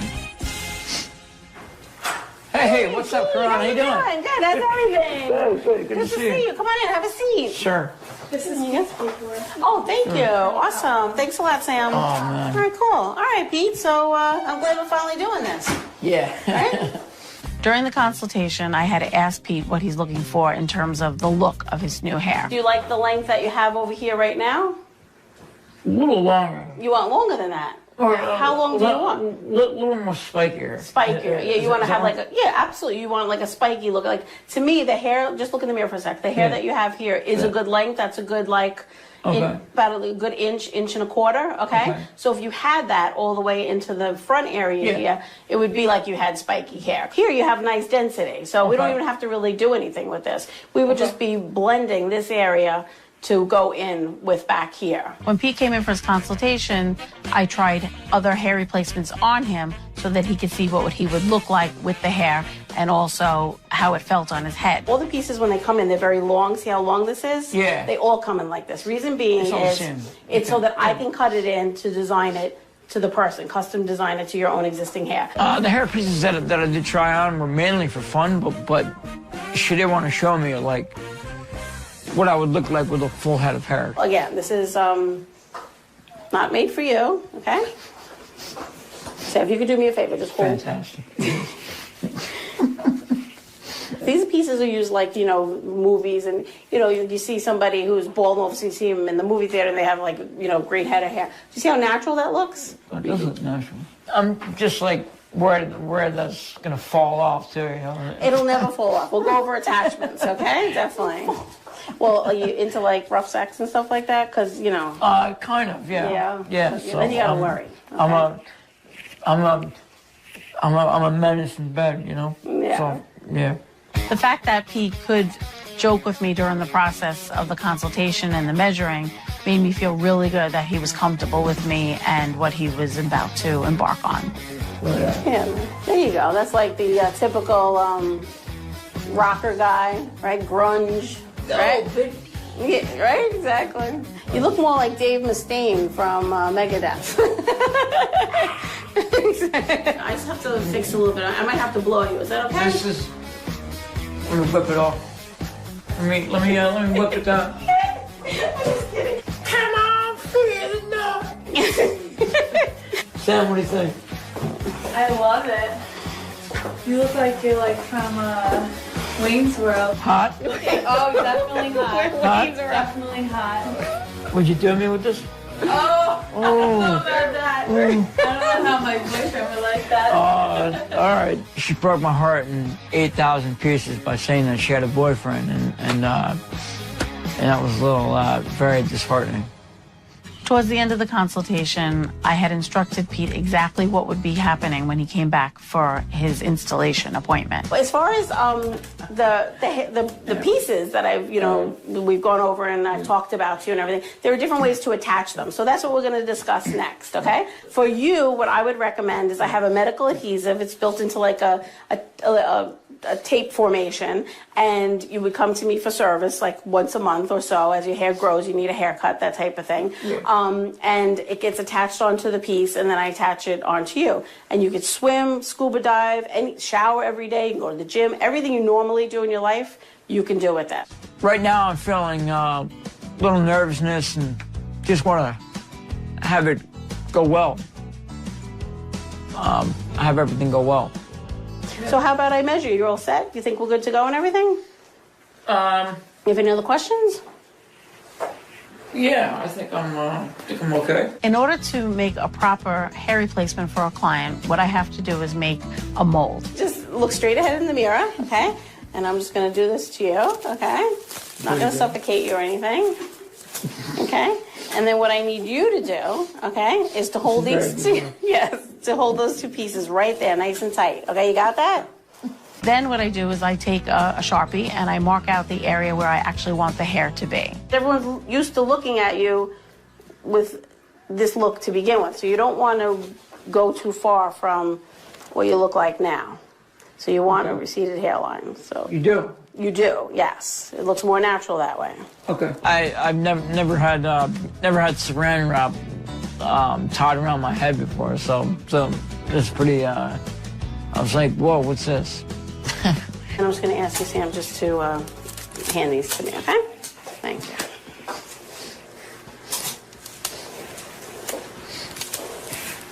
Wow, what a look.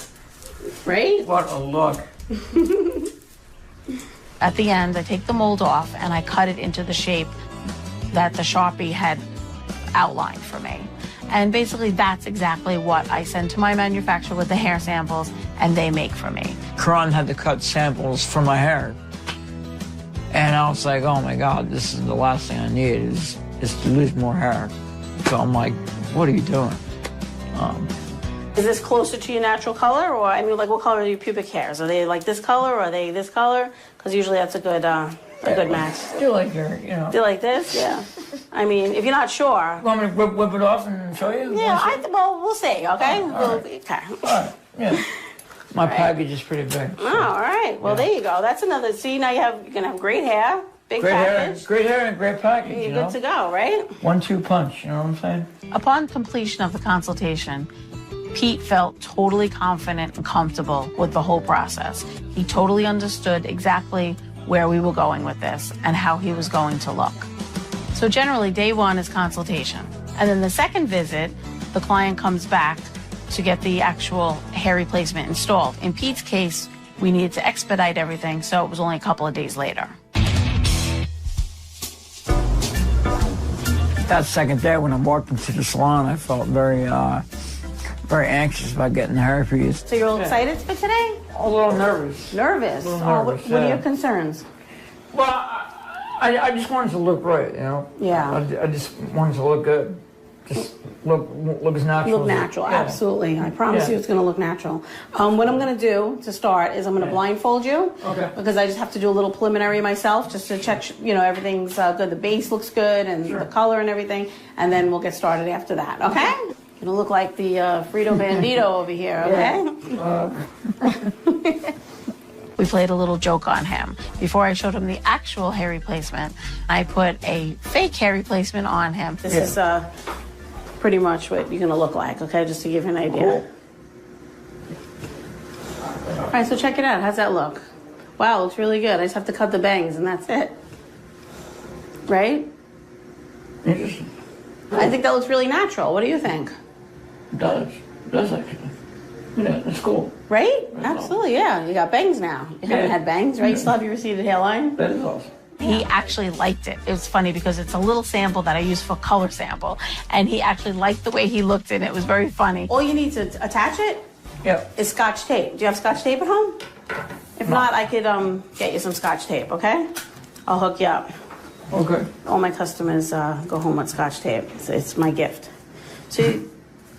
So basically, that's it. Just cut the bangs. It looks natural, right? Yeah, it does. Let's go, Pete. It's a joke. It's not. It's not the real piece.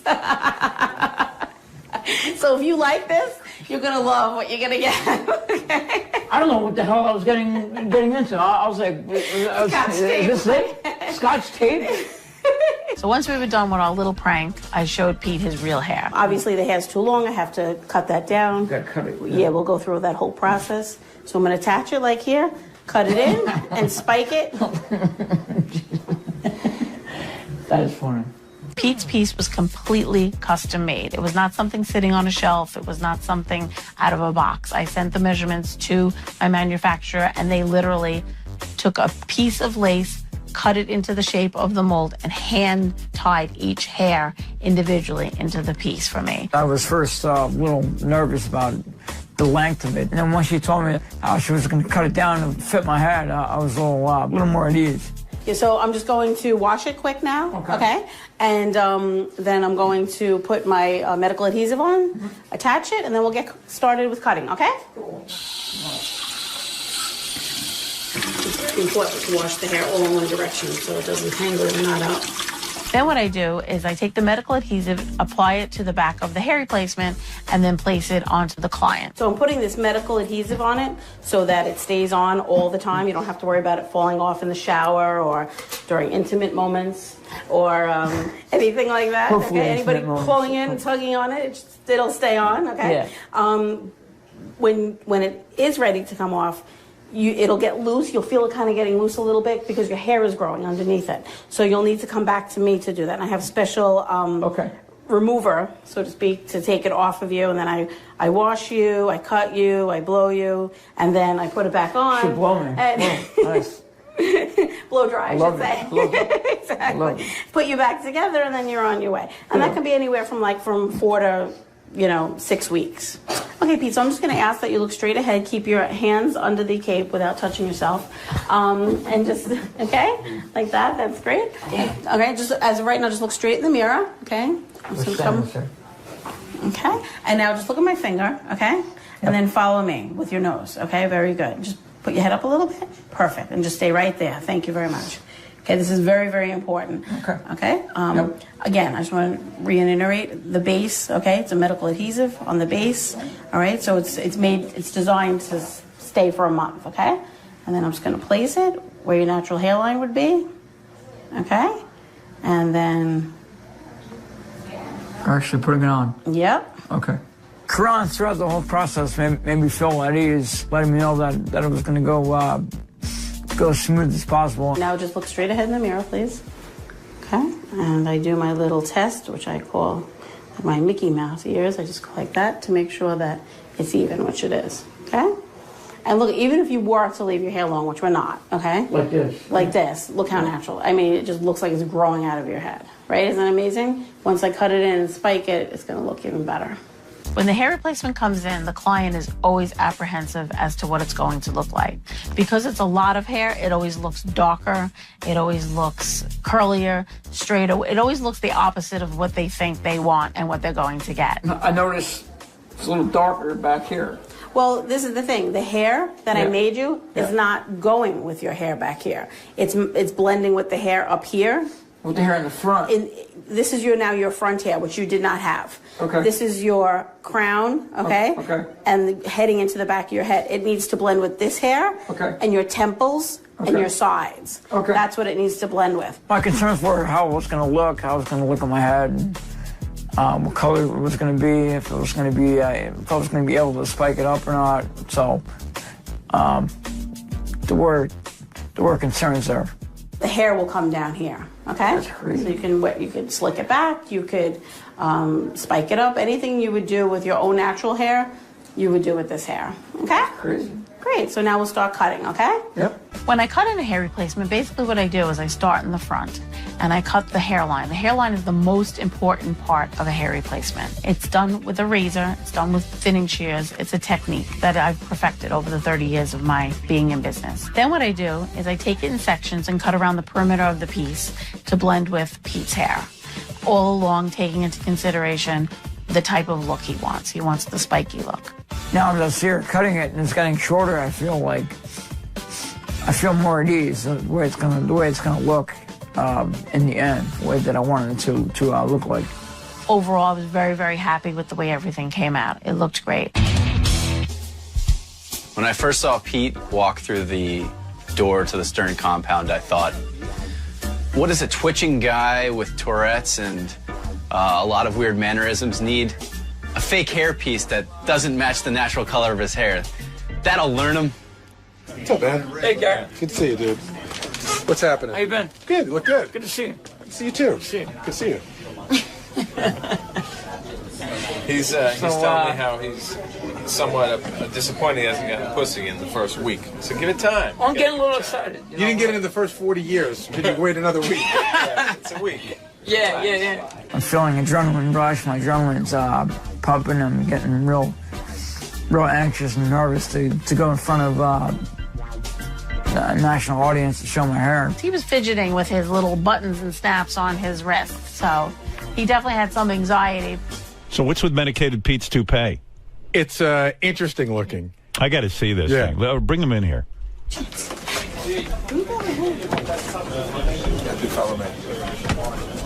Oh, wow.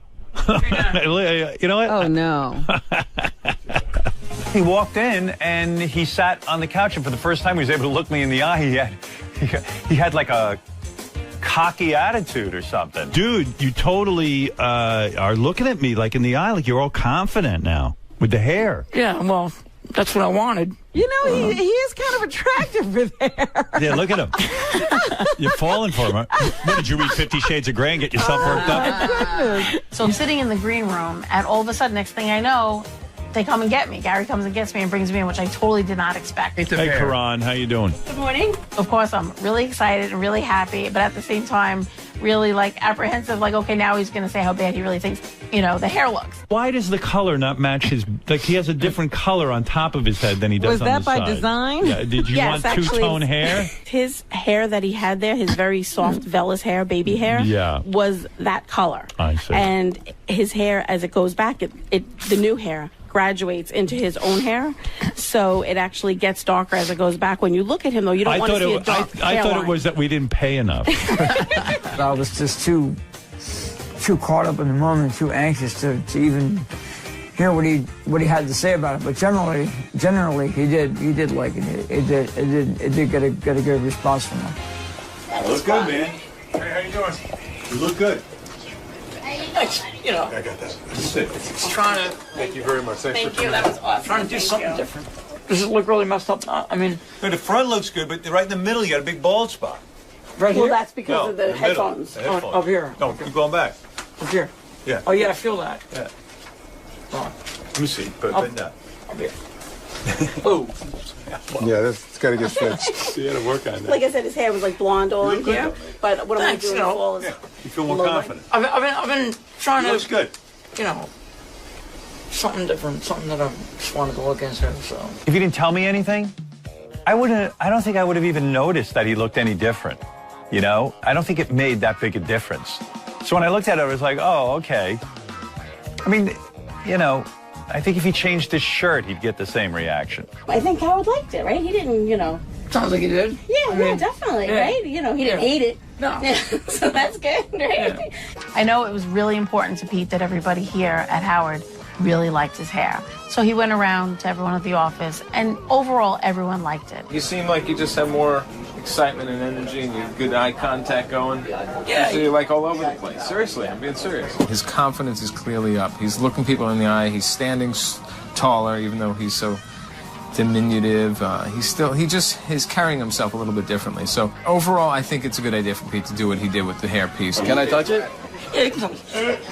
Oh, that's sweet, bro. You look nervous. No, I just don't want to hurt it or anything. It's like spiked up, a little blonde. That's rug in my head now. No, it looks good, man. I don't think it's going to help him get laid. I don't see more pussy in his future with that thing on his head. Looks good. You look younger. You definitely look younger. I was first looking head on and his head was down, so all I saw was that blonde tuft, and I didn't think it looked bad. And then he turned his head, and I saw the rest of his hair, which was a completely different color, was not attached to the tuft in the front, and it didn't look so great. But you know what? I like Pete a lot, and if it gives Pete a little bit of confidence, I'm okay with it. I touch it. Is it good? Oh, look like somebody got caught in the butt in his head. Thanks, Pete. I appreciate it. Cut You got it, man. All right. Yeah. You like the new look? I don't know what you're talking about. The new dough. The new dough? The new dough. I just got a new hair transplant this past week. You're acting weird. You gotta go. And we voted on you. It took 2 seconds. Hey, Richard, Leave Richard's busy. See you later. New dude. What is he talking about, Richard? I don't want to say anything bad because Karan was really nice, and so I'm going to just say it looks great. It looked really good. What are you doing back here? What do you want? Richard. Richard's busy. We're cutting stuff up. We're working. What do you want? Yeah. You like it? You like the dough? Time for you to go. I don't know what you're talking about. You like the dough? Yeah. What's that? You know what I like to do? I like to shut the door. I would say before this, considering that Pete kind of looks like an emaciated Sting on crack with HIV, the hair made him look like an emaciated, crack-headed Sting with HIV with hair. You like the new hairstyle? Good luck, buddy. Interesting, huh? No, but there's a lot of you that's interesting. The hair's just the start. Pete looks like an idiot. There you go. Done. That's it. That's all it needs to be said. Hey, how you doing? Amanda. You like the hairstyle? Yeah, we you. talked about it. That's great. And finally, Will had me hit on one of the female interns. So the reason why I know it's not. That's not good. I am single and available, so you know. What? Want to have a chat later on? We can do it. I'm actually taken, but you know, thank you for the offer. All right. I would give him a fair chance and go on a date with him if I were single and I were not in love with my boyfriend, and if he had asked again. And you know what? Why not? They just don't know what they're missing, you know. Big penis, big personality, you know. Chicks love the penis, and they love a big dick. I think it's going to go really well. Robin's concern was the maintenance, and that is a major part of it. Because looking good now is, you know, inevitable, but later on, let's see what happens. You know what I mean? Right. Yeah, so hopefully he'll be able to maintain it. I'm going to keep on top of him and instruct him what to do. And even though we'll have like a long distance relationship, we'll try to maintain it as best we can. Pete, listen, don't fuck with me. You better come in and get your service, okay? I'm gonna hook you up. I don't care how many fucking trains you gotta take, okay, to get to me. But you better come for service, and you better be looking good. Otherwise, I'm gonna hunt you down and rip the thing off your fucking head. I promise I will maintain this look. I mean, I really want to keep it going, and to maintain this look. And next time you see me, you'll see a new, improved, medicated Pete. Hey, you like my hair, girls? I mean, come on over. This is fucking sick. I mean, look at this. Look at this. I've been living long for this. You love it? I mean, come and get me. Come and get me. Would you like some fucking roses, my love? I have some fucking roses right here, my love. I should come get some of this, my love, you know what I mean? I should fuck you, you know? Fuck you, my love. Yo, what's up, man? Yo, fucking sick show in the back, man. Fucking rocking, man. 20,000 fucking people, dude. Just fucked up and like coked out and shit. And fucking rocking on, dudes. I mean, we're going all out, man. We're going all out.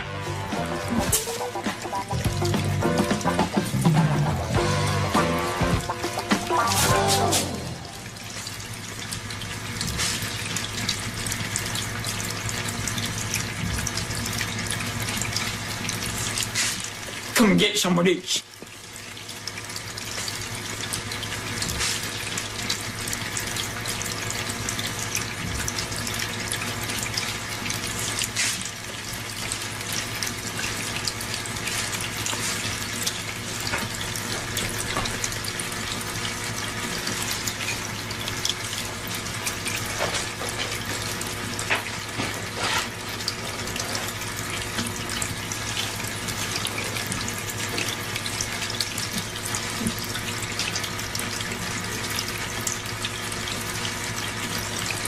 Oh, lovely, lovely, beautiful, beautiful. You look like when they put ET in a wig. All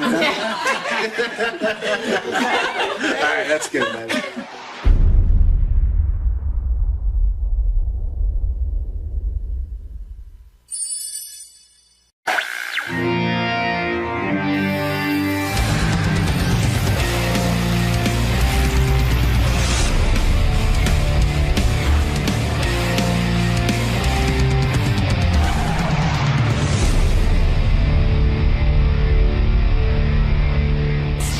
John Lieberman is here with some headlines. He's got a breaking story about a new feud that's broken out here on the show. Really? This is a feud between... John Lieberman was hired because he's Jewish. Who's the new...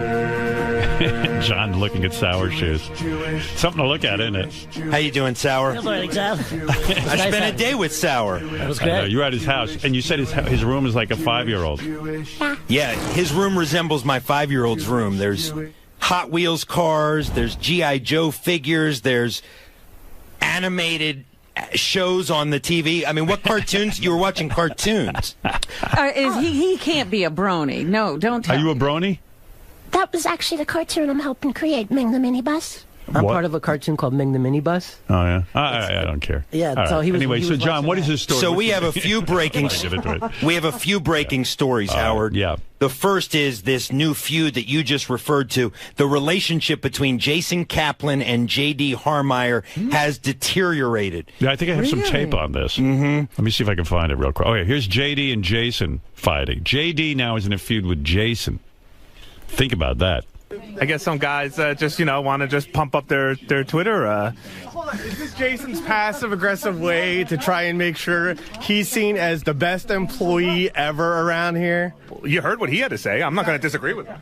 I am the best employee around. By the way, what's wrong with a guy trying to prove he's the best employee around here?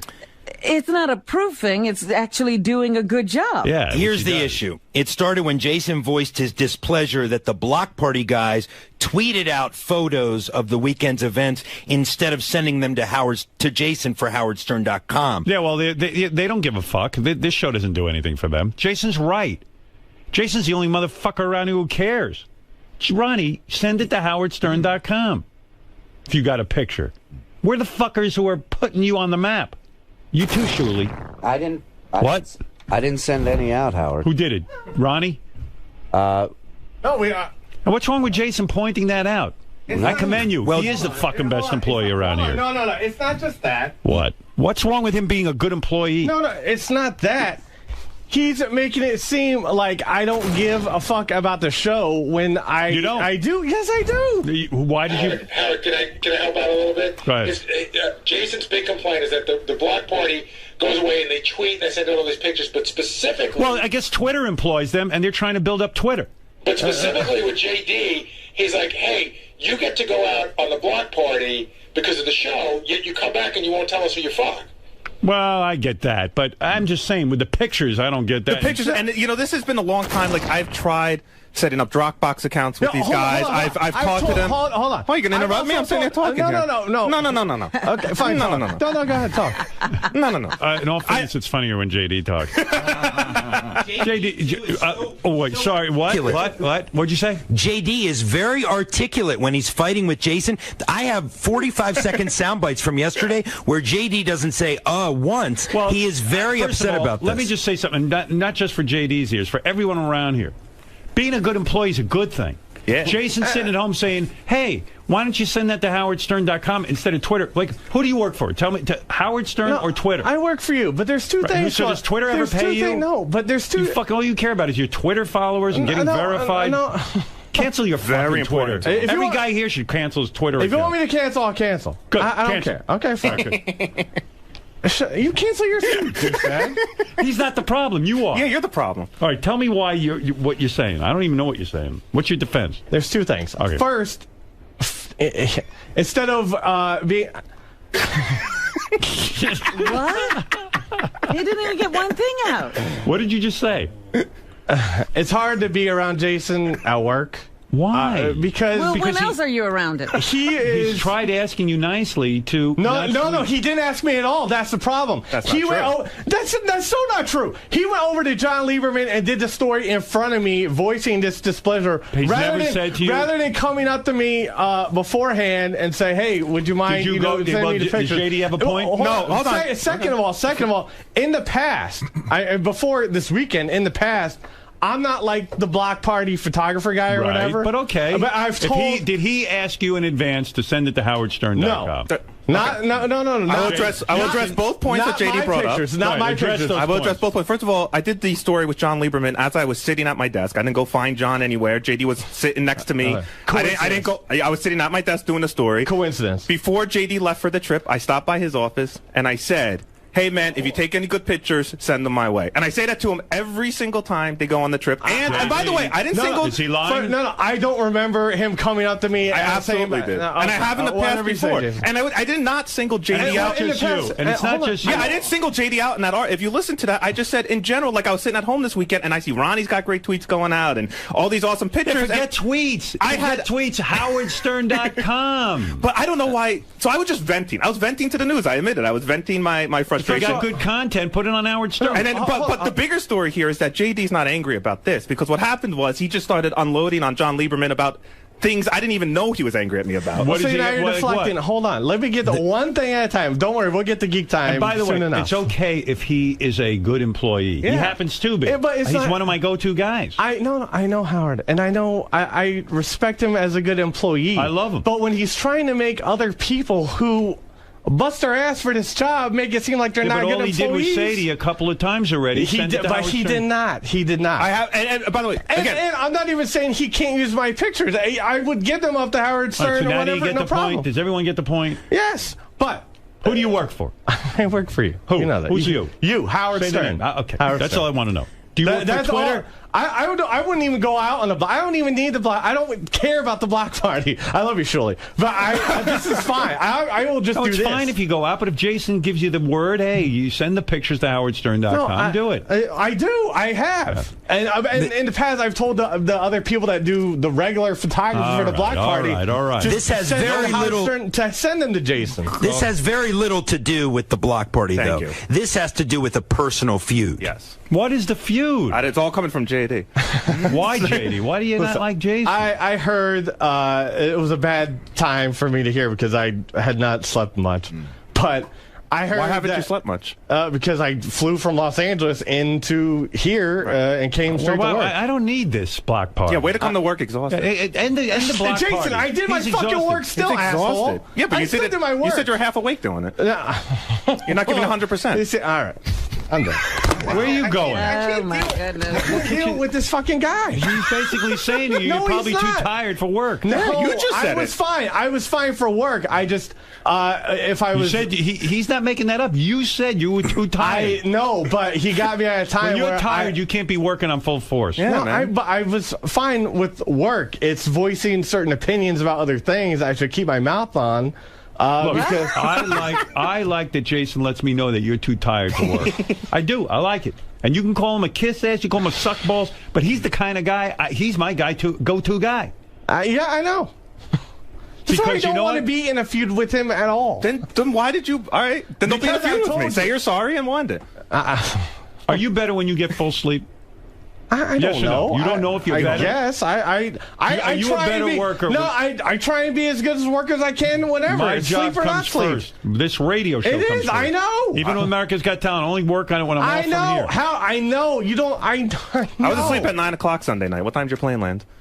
What? That's a good question. What time did your plane land on? 3 o'clock. Yeah, No, then why are you so tired? Well, part of the I got problem. here straight from the 'cause fucking he was airport. jet lagged. Oh. Well, no, Howard. I got here straight from the airport, douchebag. JD did come straight from the airport. Part of the problem was the reason why JD was more tired was because JD prefers to fly on Virgin Airlines. No, I flew JetBlue this time. Will you let me finish, please? What is going on around here? JD has asked the block party organizers to please book him on Virgin Airlines because it's better for his sinuses.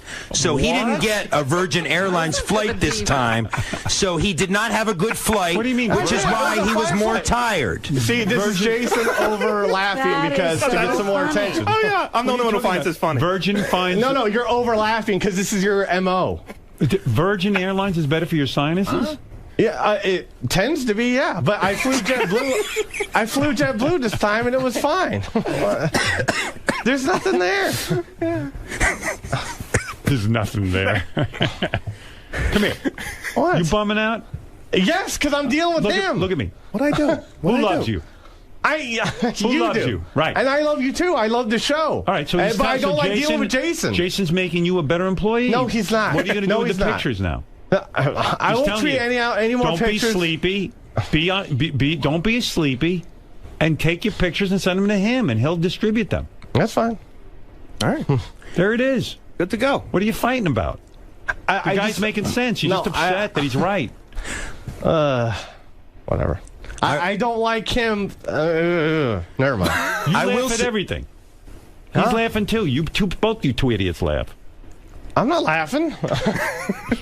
I'm having a good time. You're mad at him because he's having a good time laughing? You laugh at everything. I'm not laughing. Listen to me. Yeah. Apologize. Thank you.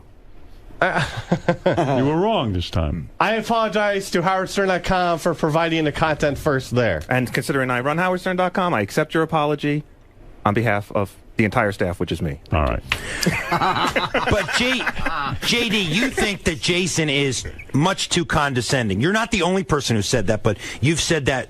Yeah, I do. That could be a little condescending. That's true. Little. But yesterday, I don't know. I was doing a news story with John, and you blow up, and then I go home. I'm listening to the news stories. He's not even yelling at me about the block. By the time I get home, it's past me being a kiss ass. Now he's screaming about Geek Time and how I book guests on Geek Time. I'm like, he clearly has a lot of issues with me that came out with this blow up. But does seem you do. Jason away from work is a lot different from here at work. So I don't think that's true. Well, sorry, it is. That's how I feel. Alrighty then. All right, John, you've uncovered another feud. Howard 100 News, right on target again. It's disturbing. But listen, we all come out better people for this, JD. JD, we're going to be a better employee. You're a better person. Thank you. Jason, carry on. Nothing wrong with what you said that I can see. Thank you, sir. All right, get back to work. There he goes. Jason, Employee of the Month. Good work, John. Jesus, you uncover everything around here. Jason. Yes. How much of what just transpired in that studio is genuine disappointment for JD's picture taking and failure to communicate with you? And how much of that is just trying to get a rise out of one of your coworkers? So we're dealing with two different things. The story I did on the news yesterday that angered JD so much was not about getting a rise out of JD. It was about me venting my frustration at the block party, all of whom I've asked for pictures before. I've sent up Dropbox accounts for. Shuli's usually the best at it, but it's always like a day late. And then this weekend, I was watching. He tweeted great pictures this weekend. There was a lot of cool stuff coming out, and then you hear Howard open up the show with it for 2 hours yesterday. I had no pictures. So I vented to the news. So that's part one. But everything in the studio right now is just to get under JD's skin because he's clearly furiously angry at me for. You'll have to go find out for your own reasons what that is, and at this point it's just funny. I mean, we're on the radio, sitting there goofing on him. I mean, what are we supposed to do? Yeah, I was totally trying to get a rise out of him today. Why wouldn't I? And you even got Howard on your side. You even got Howard to pile on a little bit. I didn't get Howard to do anything. Howard knows I'm right. I didn't listen. I told my news story. The reason JD reacted so harshly to it is because he knew I was right, and Howard backed it up on the air. I just sat there and agreed with everything Howard said. You seem genuinely dejected. Is that because of Howard siding with Jason, or just the way the whole segment played out? Probably just everything overall. Just I really don't want to be involved with Jason, period, and I really wish I hadn't said anything because you can't win. You just can't win.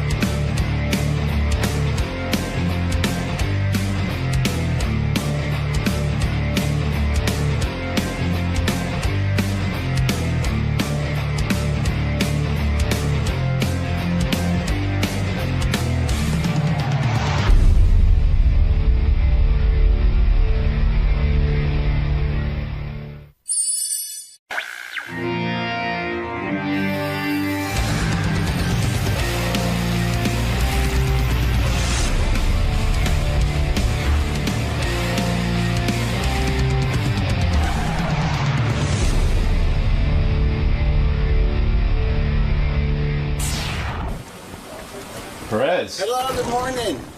Looking good, man. Oh, thank you. I'm happy to be here. You know, when you feel good and you're happy, you look good. It emanates from you.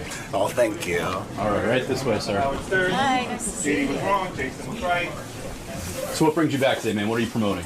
Well, I always love coming to chat with Howard for no reason, but I'm in New York, and I'm here for at least a little bit longer. I'm doing a musical, which is really exciting, and not just gay people.